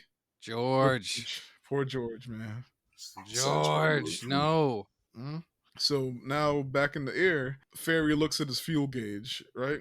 And you can infer like based on how like he's looking because he's the mask and he doesn't talk. There's nobody to talk to now. That it's like, all right, it's do or die. Either I turn back now and make it, or I'm going to run out of fuel. And he decides to stay up in the air and go after this enemy plane. And you can definitely hear the ticking increase now. So like now we're going up a level. Shit's starting to get real, right? It's like watching 60 Minutes now. Yeah. Because like I said, technically this is the beginning of the climax. We just don't actually know it yet, right? Hmm. So back at Dunkirk, the army officer makes his way back to the pier and he asks Kenneth Branagh where are the destroyers, and he tells him there's only going to be one destroyer at a time after the previous day's losses. Ugh. Yeah, so we've been on the beach a day or more because of the time skip. Off the previous day's losses, and they're saving the Navy ships and the planes for the next battle. Because next, after they take the beach, they cross in the water, right? Yep. And so what are they going to do? Waste the ships and the planes fighting on the beach when they know that the Germans are about to come to Britain? I get it, but like, bruh, Yeah, that's that's a like hard realization to like come to, right? we tried. Yeah, Everybody at home, put your dukes up. yeah. Damn. So, It's an impossible choice. but in the meantime, they activated the small vessels pool, a list of civilian boats for requisition, right? And that's what we see. We actually they were supposed in the beginning of the movie, the Moonstone, they were supposed to give the boat to one of the Navy guys or And Southern Navy, they just and rolled. Pops just took off because he was like, I'm the captain of this ship. So the Navy guys, like we see them leave the Navy guys on the pier that were about to come take the boat, and like they looked real lost because he's like he's gonna do the job, like he's still doing what they want him, what they need done, not what they want him Navy guys were like, "What we supposed to do? Walk? Come back." to do. Yeah, but he's like, look, I'm gonna save these people myself since this is my boat. Yeah. So anyway, the civilian boats for requisition, they're coming. And James Darcy mentions the makeshift piers that the engineers are building out of lorries, trucks for the Americans that are listening. Uh, and Kenneth Branagh goes, then we'll know in 6 hours' time. And James Darcy's like, I thought the tides were every 3 hours. And Kenneth Branagh's like, then it's a good thing you're Army and I'm Navy, isn't it? I love that line. Oh yeah, that was pretty And then it good. then there's like Got him. immediate gratification, but that line comes into play soon too. So the Beach Boys make it to the ship, and we hear the other guys say that the ship's crew must have scampered down the beach because they're right outside the perimeter, and the enemy could be right over the hill. So they get inside and they wait for high tide, which is in 3 hours. Oh yeah, it was immediate. Yeah, because it goes from that conversation to them getting in the boat saying high tide's in Right. 3 hours. Yeah. Except Yeah. for it's in 6 hours. Yes, it's 6 hours. So they're waiting for a while. Back on the Moonstone, the son tells his dad that George's situation is bad, asks if they should turn back. Then they notice a plane that's swooping in, and Pop says it's a German, but he'll go for the larger minesweeper ship nearby instead of them. And Yeah. Sonny asks if we should prepare to take on survivors, and Pops goes, "Shit, like we got to survive this ourselves." And from the boat, we see what took place in the air previously, where the British fighters are up in the air and like one gets shot down, Collins, or he's going down, and Pops tells Sonny to look for a parachute. And at this point, the intercuts increase between like the three angles, so I kind of just lumped them together. So we see Collins survive the water crash, but the glass above him wouldn't open all the way. I can't remember what the right term is for The the canopy, Canopy. the canopy. Yeah, it wouldn't open which all the is way. so weird because the other guy opened He and just closed slid his it. canopy Yeah, multiple times. yeah, I was just like, it was a flex. why are Like, they Well, showing he us was this? he even does it before he decides to ditch, so yeah. Mhm. you know it works. But I mean, he hit that water. The That ship, impact that probably, fuselage is in a different shape now. It Yeah, yeah. jammed. So that's probably what did it. Like the frame it bent just or kind something. of yeah. Yeah. Yeah, That was definitely a hit. The way he brought the nose up at the last second Yeah. to keep from having a nose dive into the water, I thought that mhm, was very. They obviously trained him to do that, but it was like that was very smart. yeah. Yeah. So like he's trying to get out. He's trying to get out. The glass, the canopy won't open. So he tries to break the glass with the butt of his gun, and he can't get it. But just at the last second, glass is smashed by Sonny from the civilian boat. Side note: you don't actually see the glass smash, and that bugged me. You hear it. Yeah. I let it go. I let it go. You hear it, and then it switches angles, and you see Yeah, him being pulled up. yeah, and there's no glass. He just he knocked that panel out. Yeah, Just or that panel just boop, came right out. yeah, because it's the type of glass that wouldn't shatter anyway, right? Yeah, it's like Probably not. It's probably impact. the Jeep with the T-Rex. Just boop, the whole piece just came right Yeah, out. it pops right up. Yeah, don't worry about it. It's all good. Man, that's a very different scene in Jurassic Park if that glass breaks. Yeah. Yeah, like Uh, oops. Like if it shatters. You have to wonder if in canon there was somebody building the things. It was just like, no, you can just make that out of shatter glass. That should be really easy to get a hold of a piece that big. I know a glass guy can cut that. I'm gonna use plexi. Why do you want to use plexi? I'm gonna Got use a hunch. 14. I'm gonna use 1,400-pound plexi. Why? Who would care about this? This is for tourists. I just got a weird feeling. oh man. But God yeah, bless that guy. like initially shocked, but eventually relieved. Like Colin stares at Sonny, and then he catches himself, and he just goes, "Afternoon." The most British Right? way to end that scene. It's like what? I just got shot out the sky. You just came out of nowhere and rescued me. I thought I was dead, and he's just like, "Afternoon." How y'all doing? And and again, shout out to Nolan because like this whole movie is about the tone. yeah, And the tone of yeah. that scene, like because you don't know what's so earlier when we see him go down from the air perspective, you see Ferry or Tom Hardy like wave at him, like kind of like, is he okay? Yeah. Like I rewound that scene. I couldn't see the hand, but he I was couldn't seeing see a the hand. hand. Yeah, Yeah. So now we're seeing it from the sea perspective, and dude arm he's was waiting waving out. for help. And Tom Hardy must Yeah. have thought he was like, hey, I'm okay. And realized he was like, I can't get out. Like, And yep. Anybody. now this thing is filling up with water. He's jamming the top. Like it Fast. is like harrowing. Yeah, Because yeah. imagine, yeah, you ditched, you You made sur- a you survived, decent sea landing, and now you're just gonna drown to death because your freaking Ugh. canopy won't and like he open. can't use the gun because the gun was already underwater when he pulled it out. So he was just trying to use the butt of it to smash the glass. It's a Yeah, hell of a moment. My heart was pounding. Between that, the score had my leg. My knee was just. Oh shoot! You know, I think that might have even been a flare gun. And I thought so too. you're right. if it You're right. was a flare gun, he couldn't use it Well, anyway because he yeah, would just set himself on fire with sulfur. this is worse. Yeah, I'm on fire there's and you didn't drowning. think about it being a flare gun. Oh yeah. Oh man. So yeah, afternoon. So back in the sky, we see our boy try to chase the German bomber, but the bomber hits the ship, and then we see the ship start to tip over, and like ironically, just as like we see people in the water swimming towards it, right? Ooh. So this part, I'm not going to say the movie didn't do a good job of it. I just not sure if I caught all of it. There's a bomber and there's a fighter. There was two fighters at first. The first They call fighter it out. took Collins out, and Farrier takes that one out, and then there's another one. But while he's still fighting the other fighter, that's when he sees the bomber going for the ship. Mm-hmm. So, okay, I think there's two fighters up top that take out one, like their leader, Yeah, right? Then they come across the bomber with its fighter escort. They split off. Collins goes for the fighter. Maybe a third, maybe a second fighter comes out. I thought it was 2-on-2 there, but I think he um, get or I think he took out that bomber.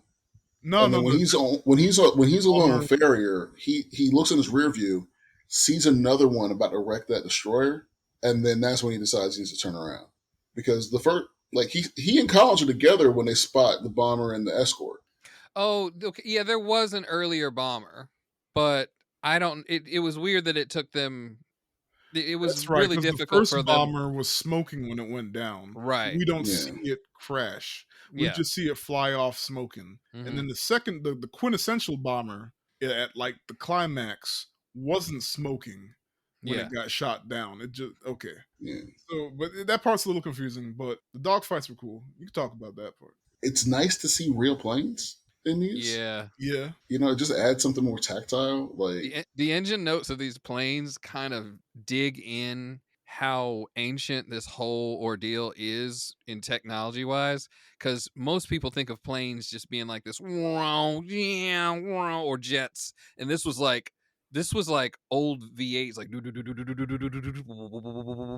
it was never like the roar of an engine. It was just like like the engines just kind of like throttling up and coming back down. Like it was really kind of a lot more visceral. That was like these things cut through the air hard, even though they're mm, going fast because they don't have the technology to whip around like planes that were even like 10 years newer later on. oh yeah, Like even 10 years later, planes were whipping through the air like much faster than this. But these guys were still precise, and then to know 360 of yourself while moving around at those speeds, it wild. just seems ridiculous without the instrumentation that people have nowadays.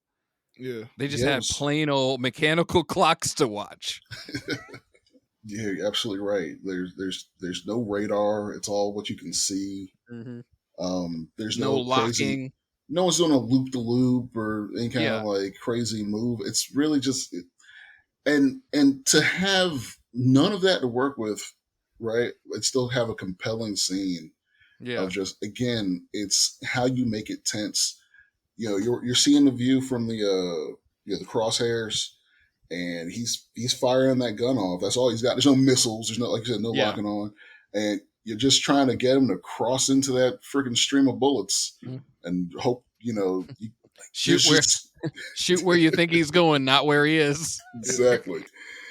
And then again, because this movie is not about glorifying war, you don't get a big satisfying explosion or Mm-mm. fireball. It's a the thing starts smoking and gradually falling out the air. The engine note just just like he's going down. But that's enough because Yeah. you're like, good, he won. All right, we can keep going. Or At like least for me, it was. my other favorite part was like how like he's flying around like where is he? Where is he? How do I tell where he is? I just got hit with like 8 bullets. He's that way. Like like that's my directional. Oh, he's hitting me.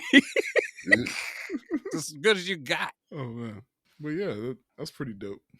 So back in Dunkirk, in the grounded vessel, the soldiers hear footsteps on the deck, and when the hatch opens, they grab the dude and they pull him down. And he's like, "Don't shoot, don't shoot! You know, I'm a Dutch. I came to save y'all," and I ended up getting grounded. You know, this is a Dutch merchant ship, and he left when the tide was out in case the Germans came, which is what they thought. or at least they mentioned it that the Germans like could be right over the hill before they can like finish like interrogating him. I guess like a bullet ricochets and like Tommy sees that like now there's a hole in the hole, then another hole, and then another hole, and like or one of the soldiers is like we need to we need to get out of here, and Tommy once again Tommy's smart. He was like, "Nah, no, chill, chill, chill. Look at the grouping. It's target practice." I never would have thought of that. I Like I would have I been, I thought they genuinely were like, if we put enough holes in this thing, nobody's gonna be able to use it. But yeah, target practice makes sense. yeah. Hmm. I mean, it could have been both. Yeah. Yeah. Uh, Fuck them boats. yeah, Because they if ain't you got. were like shooting a boat trying to like see if anyone's inside, kill people inside, You, you'd spread that out. Yeah, you mhm. spread it out, but they're hitting the Yeah. one specific spot. There's probably like some sort of marker or something on the outside the boat that they were like trying to aim at. Hmm. But yeah, so like one kid goes to plug the hole, but they're still being shot at and he gets hit. And so Poor Oh, guy. no, I no, I'm shouldn't sorry. laugh. Water starts coming in. That's why they don't go to plug the hole if there's no water coming in. Water starts to come in, and like one of the soldiers tries to patch it, and he gets shot. And then like more holes coming in, and then they're like, "We got to plug these holes." And it's like, but no one ain't trying to volunteer. No, like, a guy literally said, it's like, you're welcome to it. You next, mate. It was Mhm. something like really sarcastic. I was like, When they try to get Gravedigger to go up top before the bullets start coming, just like, hey, is Ty coming in? And he's like, nah. Like he doesn't say a word. He just shakes his head, and he's like, yeah, you're a real talker, aren't you? And it's like it's unraveling little by little, but like it's just so long you could sit around with a bunch of people and not say a word. Yeah, he's an which introvert. Leave him be. yeah, Harry Styles picks up on, right? Because they realize the ship should float, but they're too heavy, and no one's trying to go volunteer to go outside and die, right, to save the rest of them. I mean, So Harry Styles he turns on Gravedigger and he points out that like yo Gravedigger never talks. Ergo, he must be a German spy because if he did speak, he'd have an accent thicker than sauerkraut. Because he's a fucking Jerry. uh, and Gravedigger, whose dog tag name says Gibson, Boy, eventually speaks in French. And Harry Styles is like, he's a frog. Funny. A Jerry and to a this I frog. was just like, day, I don't know where where the phrase "frog" came from for French people.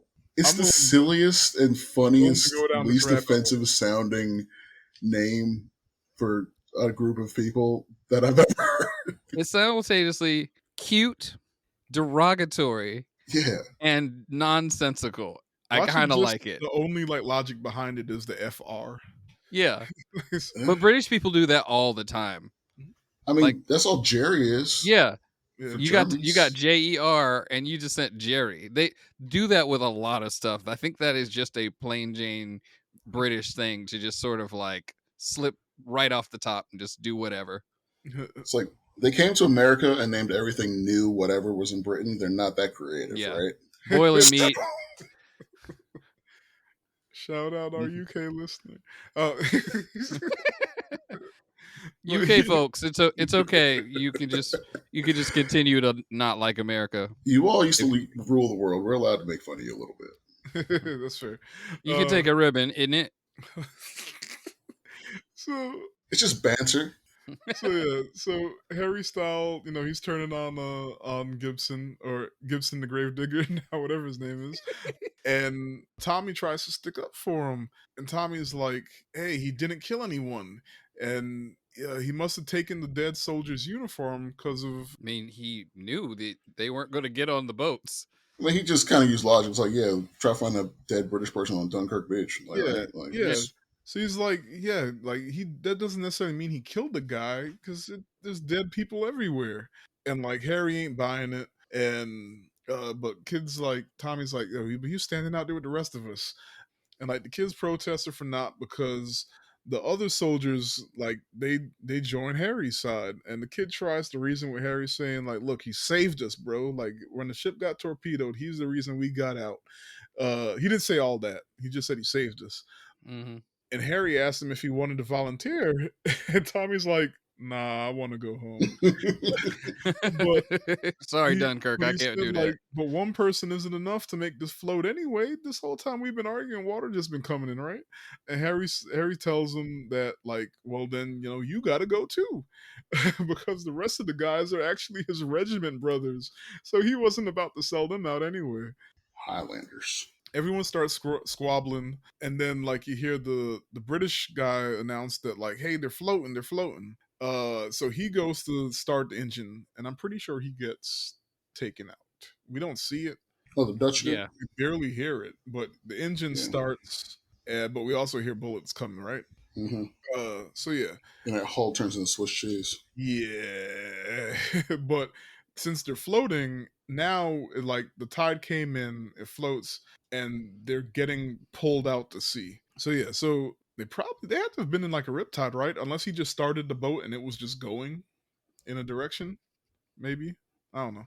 It's possible. Yeah.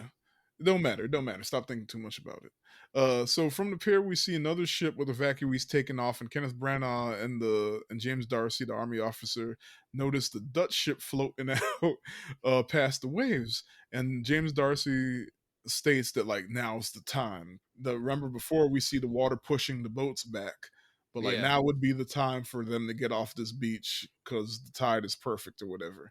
And like, then Kenneth Branagh noticed a whole bunch of small crafts approaching out at sea. So it's like, now's the time. The civilian ships are here. We're gonna get our boys off. That shot was kind of an asshole shot. Like you see you just see Kenneth Branagh's face, and it's like this incredulous looking. You're like, oh shit, what the fuck is happening now? Yeah, What's I thought it was more bad because he It's like just what is he Yeah. seeing on the horizon? It's just And a then German mech like just crawling, just coming out of the water.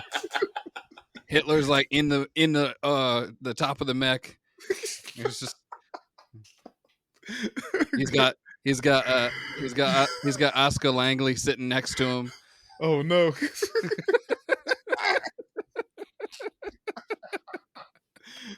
Oh man, uh, that's funny. So back on the Moonstone, Killian Murphy asked if George is all right, and Sonny's like, "Hell no!"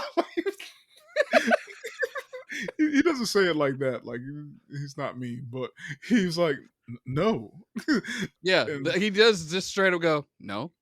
yeah, Like like he does like the head. it was the hot Cheeto girl inflection. Yeah. It's like, No. how's George doing? Is he doing all right? No. I was like, oh damn.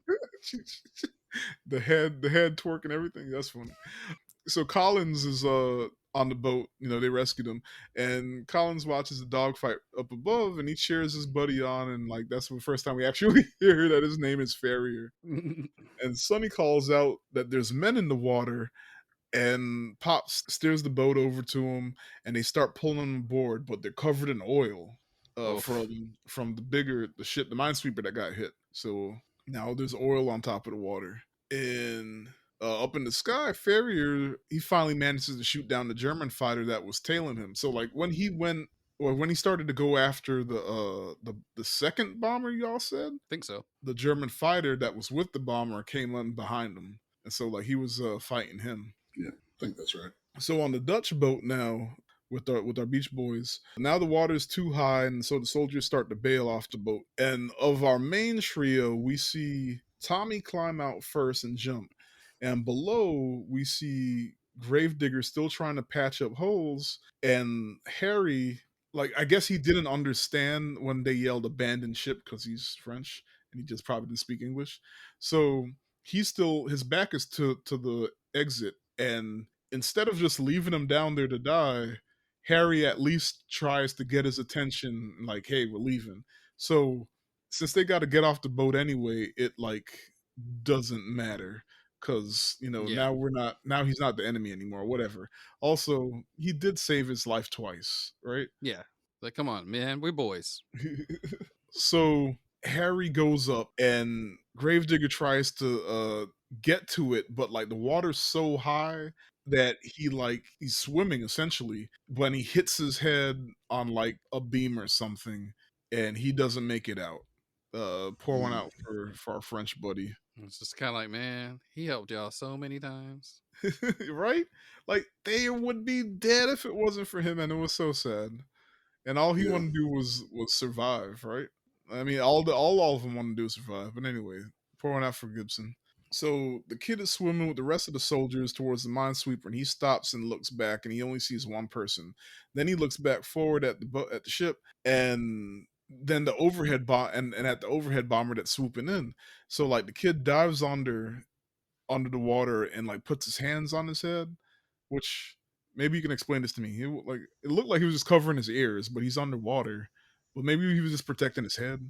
I mean, sound travels through water too. That torpedo hitting the thing was still be loud as hell. Oh, Oh, that that's true. makes sense. That's true. I actually like that touch that he would cover his ears under the water because, yeah, it's still loud as hell under there. Maybe I louder. did not know that. I do not swim.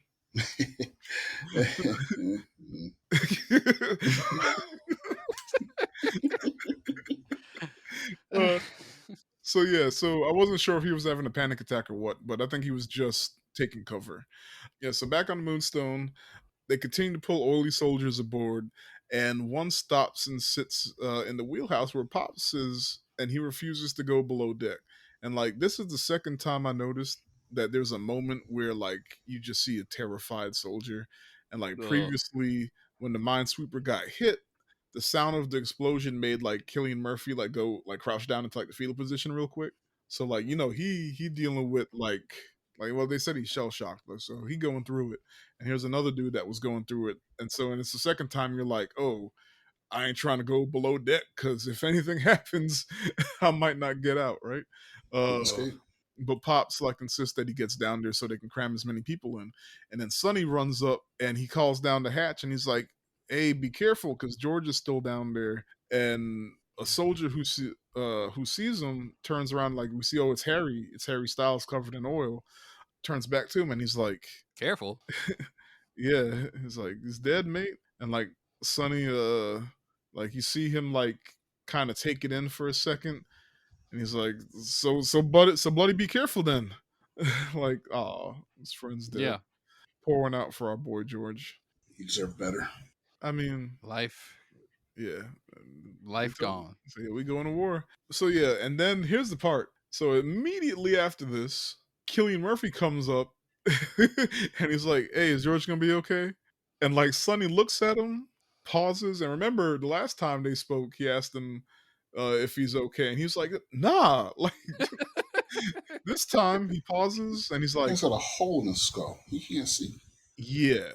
So he tells him, and Killing Murphy's like, "Okay," and like you see him kind of be like a little relieved, and he goes back to trying to help get soldiers out the water. And like Sonny looks over at Pops, and Pops gives him like a head nod of approval, like, "Yeah, man, good on you," because he didn't mean to hurt him. He just fucked up from war.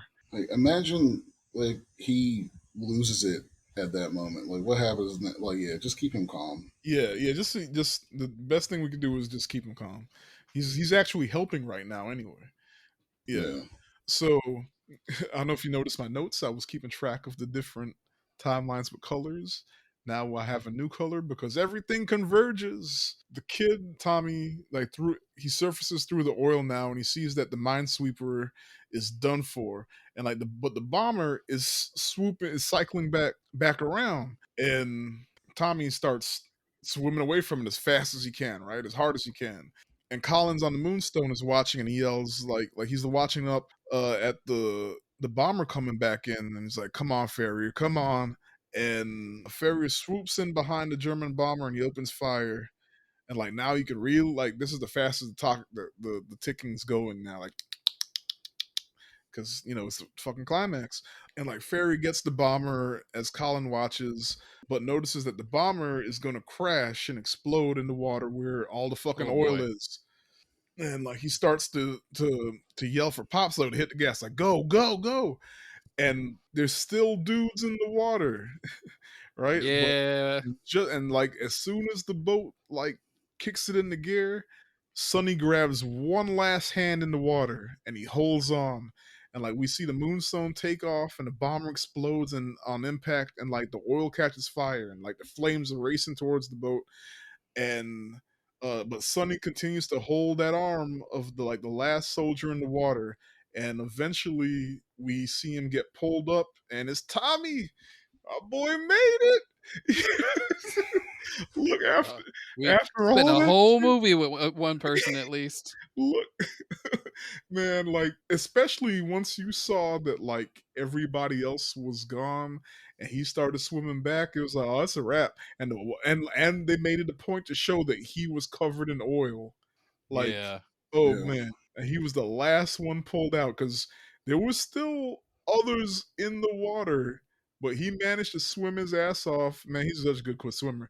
He managed to swim his ass off to get to the moonstone before the other dudes did because as he's being pulled up, you can see and hear that the other dudes in the water are being burned to death. Did did not make it. Like you hear the "Yeah," like I don't know why I decided to do a scream, but that, We keep checking on that one dude who just like dropped underneath, and I'm Oh like, yeah, dude, yeah. It was like swim, go forward, try to clear it.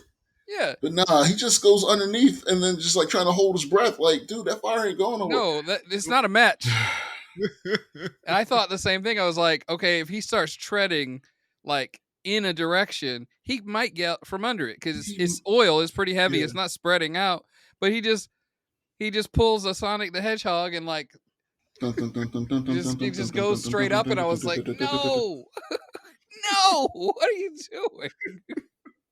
So yeah, now Ferry now close enough to survey the beach, sees the civilian crafts about to finish off the evacuation just as his engine dies. So before he ran out of fuel, and then no, he ran out of fuel, and then he used his what's it called? Like it's like Auxiliary. his he had like some auxiliary. reserve. Yeah. So, but now that's out, so he's it's done. It's a wrap. And Kenneth Branagh continues to oversee things, and he's all happy, and he's calling out to the boats, happy.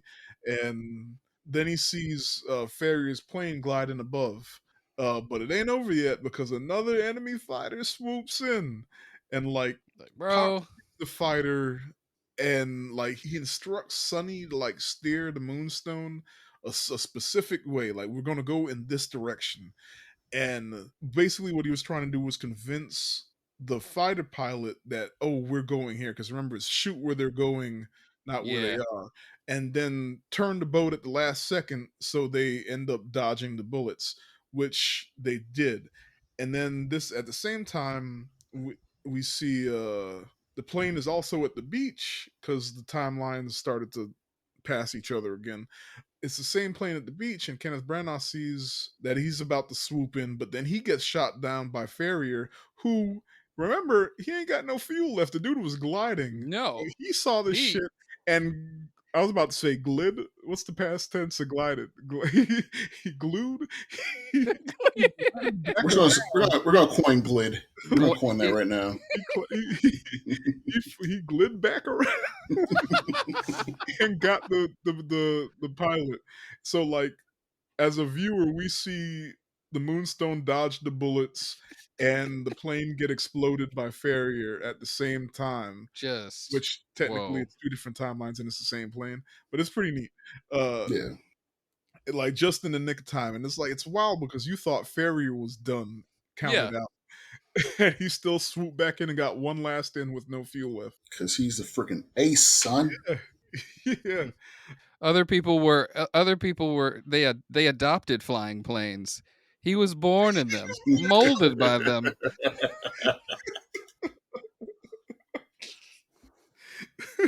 he told that last German fighter, "What makes you think you're in charge?" But yeah, so so we see the film, and like this is the ending, obviously. So the film concludes three ways with each group we followed, right? So with the Moonstone, Sonny takes George's picture to the newspaper, and they get an article published about him, calling him a hero, like he had hoped. Tommy and Harry, like they were being evacuated out on a well, not it's not still evacuation, but they were being taken out on by train to like another city to another city That's what the where Brits say, yeah, Siri. Siri. Yeah. to, to another city where Harry was like flipping out, like, man, they're gonna treat us like crap. I can't look anybody in the eye because we ran away. But there was a at the same time there was like a dude running next to the train, like When trying, he was hitting on the window, it was like, okay, bring it down a notch, dude. yeah, like You didn't go. he was so wrapped up in self Why you pity. so hard? He didn't see this dude running next to the train with two bears, like, Yeah, when he pulled out the beers, I was like, oh, damn, yeah. okay. I felt the same thing. I was like, fuck this dude. Back that up to the train yard before they get on the train. Yeah, It's still dark, and they're getting blankets and whatever. yeah, And there's the dude who's apparently blind. yeah. Like, Mhm. I'm not I'm sure if that's assuming he was blind clear. 'cause he just wasn't looking up. He was looking down when he was, yeah, Yes, and then of course the subtitles called him Blind Man. yeah. Um, Well, thank I you. think he's Christopher Nolan's like uncle or something. Anyway, Oh, and John Nolan from Following.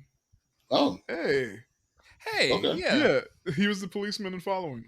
there you go. okay. Uh, Good. And That's funny. it's like he's handing out blankets and saying, good job, good job. And one's like, good job, we didn't do anything. It's like, all we did was survive. And it's like, that's enough. Good. That's enough. And they touched dude's face. But then that was the guy who really set Alex hairstyle off because he was like, he couldn't even look us in the face. It's like, brother, he was blind. Somebody tell him. Yeah. Look, Harry Styles. Somebody let this man know. Look, Harry had feelings. Tommy was a genius. Frenchie was a genius. Harry was just along for the ride. Look, everybody can't be smart. Hey, What you thought he was just his neck hurt? Like what? I don't know. Yeah, good catch. Oh.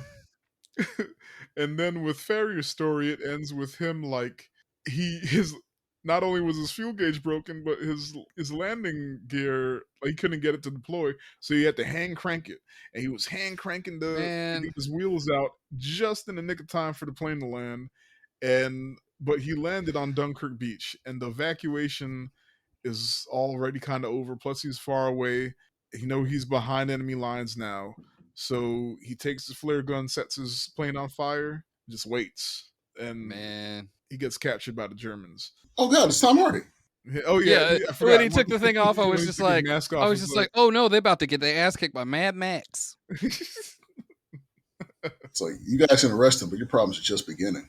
oh no. And they took his plane and they fixed it up. He's like, that's my plane. It's He's mine. on the inside now. This is what he wanted. Deleted scenes. Tom Hardy, Farrier meets Hitler. What makes you think you're in charge? He made it look like a suicide. Anyway, so that's the movie. We did it. Yeah. So, what was your favorite aspect of the film, Jamel? So I think I've touched on it before, but just the tone. Like, it really, Yeah. I I couldn't say that the second time around I really was like emotionally into this movie. Like, there's no scene that's like the stuff that happens to what's his name, George is really sad, and I wish You shed no Gibson's tears for George? not this time. Maybe I did the first time, but I felt it. between I felt it this time. I mean, I think I felt it the first time, but I still felt it this yeah, time. It was George, maybe a little emotionally manipulative. George, Maybe, I mean, it's there, George like, and Frenchie. but overall, this movie just it has a mission to make you feel anxious Mhm. and it's got a theme, a survival theme, and it is on message Look, the whole you way through. usually find it in horror movies, or good horror movies that can master tone. Like, you usually find it there where they can use like the music and the atmosphere and everything, or to build the atmosphere of like tension. And you get it here. There's so much more going on, obviously, than just the clock ticking, but that definitely, like, I'm not gonna say it helped. It helped, obviously. It's all a part of it. It was just really cool, like, obvious way to show the shit is building. It Just- it was just as important as the multi-speed score from what's the other Nolan movie, Inception. Inception, because that score was made to sound different at different at speeds. different This levels of the when the train. van is falling in slow motion, Yeah, that sound is still the same score at the slowest pace in the movie. So That it's is like awesome. oh it's yeah. I feel like that was Isn't it layers, right? yeah. They use layer. Yeah.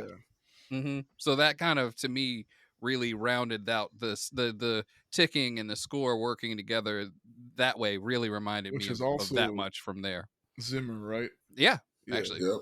My It's your boy. favorite, I know I'm not gonna get too into it because we've been talking long enough, but my favorite is Interstellar. That's my favorite movie of all time. But that fucking Interstellar score, oh my goodness! Like I can tear up listening to it at work. Just hope nobody come by my desk. Yeah, tear I from cry just spine of because I'm at fucking work. Interstellar.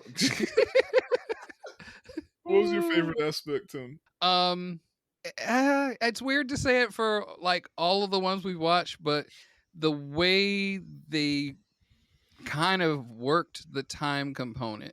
Following, it was like being told a story. Obviously, with Memento, it was like having a brain injury.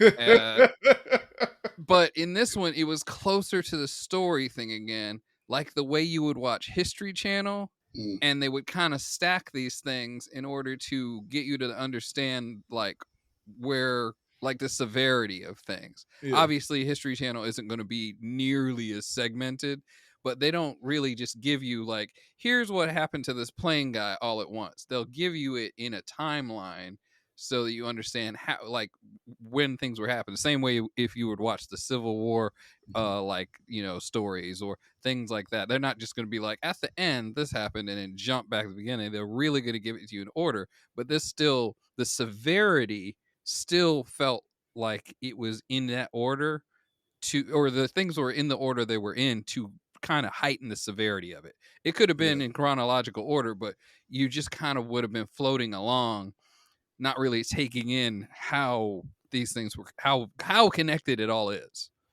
yeah, This isn't a movie in chronological order. Because in chronological order, it's a bunch of time wasted on the beach. I mean, you get like a couple boats sinking and some stuff. Like it's not nothing, but like it's front loaded with that for like the whole first half of the movie, and then suddenly there's the boat, and then at the very end there's the planes, Yeah. and like that just there's not enough.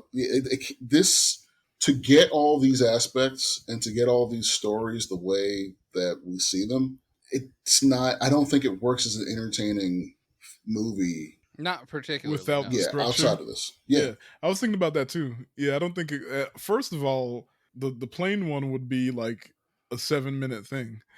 Barely. Yeah, but yeah, I think my favorite aspect is definitely the time and attention, which is shit both of y'all said. Yeah. Yeah. And I didn't think about it until we were talking and you brought it up about how different of a war movie it is, and I appreciate that too. So that's dope.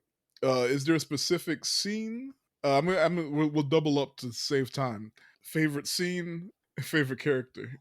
Um, well, well, I feel for George, and I just like from the jump. As soon as he stepped back on the boat, I was like, oh man. I felt like he was either going to be a problem or he wasn't going to make it back. But as far as favorite scene is kind of Hardy like swinging in at the last moment, taking out the Yeah, plane, and then just casually landing on the beach, even though he knows he's probably not coming back from it. yeah, He did what his job was and didn't like falter about it. Was like, this is what we came to do yeah. Because he had the opportunity to go back. We multiple saw times. him think about it. Like it's like, okay, this is the moment. I'm about to run out of fuel, or I'm about to do the damn thing, or I'm about to go home, or I'm about to run out of fuel and do the damn thing. And he was like, "All right, yeah, buckle up." Yeah, what you got to do? hard to outdo that moment. Like him taking out that last dive bomber is the most triumphant part of the movie, easily. Because because you just knew it was done. Because my Yeah, Yeah, job here is done. I ain't got no fuel left. I'm flying this way. The plane came from that way, and then he swooped back and got it. Man, all right, Jamel. so much. well, I'm gonna try not to. Let's see. Mm, damn. He kind of took the best part. No, you can Other have the than same one. Yeah, no. Other than that, Save time. I'm gonna give a shout out to the Collins scene. I think is another one of the more, like I said, harrowing ones. I think I really Yeah. liked how the movie's structure recontextualizes it, Mm, and it's a really good moment. And then getting him on the boat changes the dynamic there too. yeah. And also shout out to what's the guy? We never even said the freaking dad's name. The He does. They never said the dad's name. He has a yes, name in the No. they credits, but Yeah. nobody ever, he unless calls him that, George says it in the beginning, maybe. Mr. Dawson. Mr. Yeah, Dawson. Mm. Yeah. Mr. Dawson is. Yeah, I'm gonna go ahead and call him my favorite True character Yeah. player for because real. he doesn't have to be here. He could have given his boat up to the Navy, let them Yeah. do their thing. He's like, He nah, said, Also, we real got quick, this. we didn't mention it, but at some point he said that he knew that they'd make it because his son was protecting Yeah. them. And mm. was it Collins or somebody was like, "Oh, you're Royal Air Force or something?" And he said, "No." Turns to this child and is like, "Wait, are you? Yeah, Yeah, Are you he's like, because he Roy-" knows that that's right his here. son. So he's like, "Wait, you're Royal Yeah, Air Force?" And he's like, "Nah, my big brother died in the beginning of the war, 3 and weeks in. 3 weeks in, and like Dad knew that he'd be watching over us." It's like, Yeah, oh, yeah, and despite that, despite already sacrificing sacrificing a family son. for this Yeah, country, he Yeah. still went back up. still Still came out here to do still the went damn for it. thing. So I'll go ahead and give him my favorite character. Yeah. That's a good thing. Okay, I wasn't gonna do this to save time, but fuck time. This is one of my favorite questions. Okay, now that we know your favorite characters, what character are you though? Ugh. I know people would call me Frog because I'm just trying to help a lot of the times. I'm not really like Mm, completely, I don't want to like really like dig in and like get credit for it. It was just like, if there's a time when things need to get done, I'll try to poke myself in there. But there's a chance I'm Harry Styles because I'm just be like, nah, uh nah. This uh motherfucker ain't talk. like, no, I'm suspicious because stuff is suspicious. What are we talking about? It's like, why don't you trust it? Because I don't. He hadn't done anything to make me trust him. That's why. Jamel. He saved your life 3 times. That I didn't don't happen. know him. I like to think I'm Tommy because I'm I like to think I'm compassionate and empathetic. You got main You character know, syndrome. no, Oh no. like again, this main character is like the least Yeah, not he's not really the special main. I got you. main character. You know what I'm saying? Like, hey, I'm not an asshole in general. Mhm. Tiffer, I might disagree. Um, if I was out here and there was an ally trying to just get out of the combat zone, like I'm gonna help him out. I see you, man. I ain't gonna try to blow up your spot. And I'm just, I think, a hair smarter than the average bear. You know, Tommy was figuring some stuff out. I think hopefully I'd be on that. Yeah, he was on the ball. I liked him. Yeah, but like you said, I might also be Alex. So you know, the duality of man. My favorite character. I don't want to go easy and say Farrier. My favorite character, I think, is Frenchie. But who am I? I want to say I'm Kenneth Branagh because my dumb ass would stay back for the French. No, no disrespect to the French, but like like I'd be so about my duty and Fran Guys really like gotta said, do it. "I'm up moral here because I run shit." and my moral Like, look what we compass did is like, already. yeah, I'm You gonna know what save we them got. too. We saving everybody. Like we saving Mm. everybody today. We got to get the French next. Like so, I think that would be me. Also, like he ain't sleep. He just stood at the end of the pier for 7 days. That was a time skip. Was him taking a nap. Yeah. No. Also, shout out Kenneth Branagh. He can act his ass off, but he ain't got no lips. What's right? This shit drive me crazy. Like he has zero lips. Like that's why I like the Orient Express movies with Hercule Poirot because like the focus is on his mustache, not his lips, because he ain't got none. I love you, Kenneth Branagh. Look like a Muppet. I hated Thor 1, but I don't understand why you have no lips. Hated? And, Oh. and hated is a strong word. Hated First No, strong. so I first still Thor was gave it like a slow. 6 or a 7, but It was it slow. The wasn't a second bad Thor was movie. like, I see what you want to do, but you didn't make it. I didn't like the first Thor enough that the second Thor I actually loved. So- Thor was a hard task. yeah, yeah. They, Thor, I think they got But it with a third movie, but still, yeah, yeah, yeah. and then that's the only one that really had. they're like, oh, Anyway, he's dumb. Yeah, Himbo Thor. yeah, we Here got we it. go. nailed it. No wait, it's the upgrade. Upgrade. No, go back. So final thoughts, if you have any. Final thoughts on this movie. Nolan in his bag. In Nolan we trust. I think that's what the rallying cry was when this movie started being advertised, and he's only kind of let us down once in his entire career. So Hold up. you know what I'm talking about. No, Oh no, What? nah. What? Bat voice? He's gonna Tenet. say Tenet. Nah, fuck you, bro. No,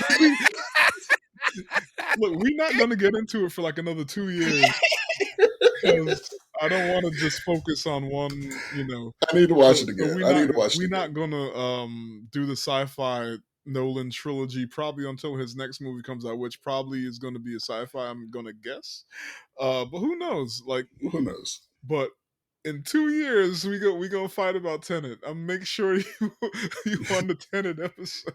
Okay, I'll be here. All right. But But yeah, I give it at least it's 4 out of 5 for me. Great okay. movie. All right, Tim. Same as always. I would definitely recommend this movie to someone, not even just someone who's like a film person. I feel like there's enough going on that you can really dig in to this movie, and depending on who you're watching it with, you can talk through it, because even though there's times when it's confusing, it's still really clear about what is Yeah. happening. And there isn't like constant dialogue either. So Right. There's a lot of times when no one is even like established, and all the scene establishing is what you can see. So it's kind of interesting that way too. I definitely say I would recommend this to other people. That's my main takeaway from it. It's a good movie. yeah, can't say anything that hasn't already been said. Ratings. Yeah, for this one I would buy the full price Criterion. 5 out of 5. Buy the deluxe 4K and spoon it. I have it. That's what I have. This is a 10 out of 10 for me. I absolutely loved it. And then I even had second thoughts like, am I going to love it the second time? Maybe because like Memento kind of made me Oh yeah. question it a little bit. But when I was watching it, like I told you, I spent 5 hours watching this movie because I kept rewinding, making sure, not just for the template, but I would rewind, get caught up paying attention, and forgot to pay attention to what Right. I was trying to write about and have to go back. Yeah, like, and even while doing that, the tension still stayed for me and I was still 100% in it. So, probably, definitely, maybe my favorite war movie. Yeah, 10 out of 10 by whatever fancy edition exists. And on that note, guys, not only is it the end of the episode, but we also concluded our second mini-series for Booyah. Christopher Nolan and his grounded We're and one step realism. we're one step closer to the fast It's gonna happen. series. I've been hyping it Ooh. up for what 15, 16 episodes now. Sometimes I cut it out of the episode because they don't need to keep hearing it. No. But They're gonna be like, okay, it's, just do it's it or gonna don't. happen. It's gonna I'm down happen. for a hate watch. No hate watching. Anyway, wrap it up. Plug. Oh yeah. So thank you for listening. That's been our Dunkirk episode, our Christopher Nolan mini-series, and plugs. Tim, you got anything? Oh, same old right now. Just look for D&D Sluggers. If you search it on Google, you will run into a softball team in I want to say they're in South Georgia. That's not me. That's just a bunch of other sweaty dudes. I'm one dude, and I only get sweaty if I don't breathe correctly at the beginning of my set. Check me out. Patreon, Spotify, Bandcamp, wherever you find D&D Sluggers, give it a listen. The pennies help. Jamel, you got anything you want to plug? I mean, You if don't have to, but you no, can plug your I would Twitter like or whatever. to. Okay. If any of you would They like don't to, have to follow you. if any of you would like to see what kind of movies I'm about, I'm on Letterboxd at Finally, somebody else who Mellow87. has a litter box. I'll make Yeah, one. Jeez. Yeah. that's Mello87. Super basic. And Twitter for as long as that still exists, because We talked about that last episode. we won't get in. Well, you seen what happened since last episode. Woo, buddy. No, Now I'm they're saying, capping you at like 6,000 tweets to look at. yeah, Duren explained it to me. If you have the check. Oh yes, fewer if you don't like. It's insane. It's like 600 if you don't got the check. I It's don't like even 30 seconds of scrolling. I don't think I scroll that hard, but I was just thinking, I was like, that's a day if you're real active, isn't it? That's barely a day if you're real active. Why would you even? But anyway, so that's Semper Mellow. That's SEMPER_MELLO. I say some funny stuff sometimes, Sometimes. occasional. All right, and I am at Tiffzilla on Letterboxd. I need to update. I haven't updated in a couple of weeks. And you can follow the podcast at SGBK Podcast on Twitter, but that might not exist. So we gotta figure out what we're gonna do from there. And please like, subscribe, follow whatever the podcast, however you listen to us, and tell your mama about it. Thank you. Yeah, this was a blast, man. Thanks for having me. Thanks for Good to coming. hear you on here. Nice to meet you. Yeah. Nice to meet you. Till next time. Right on.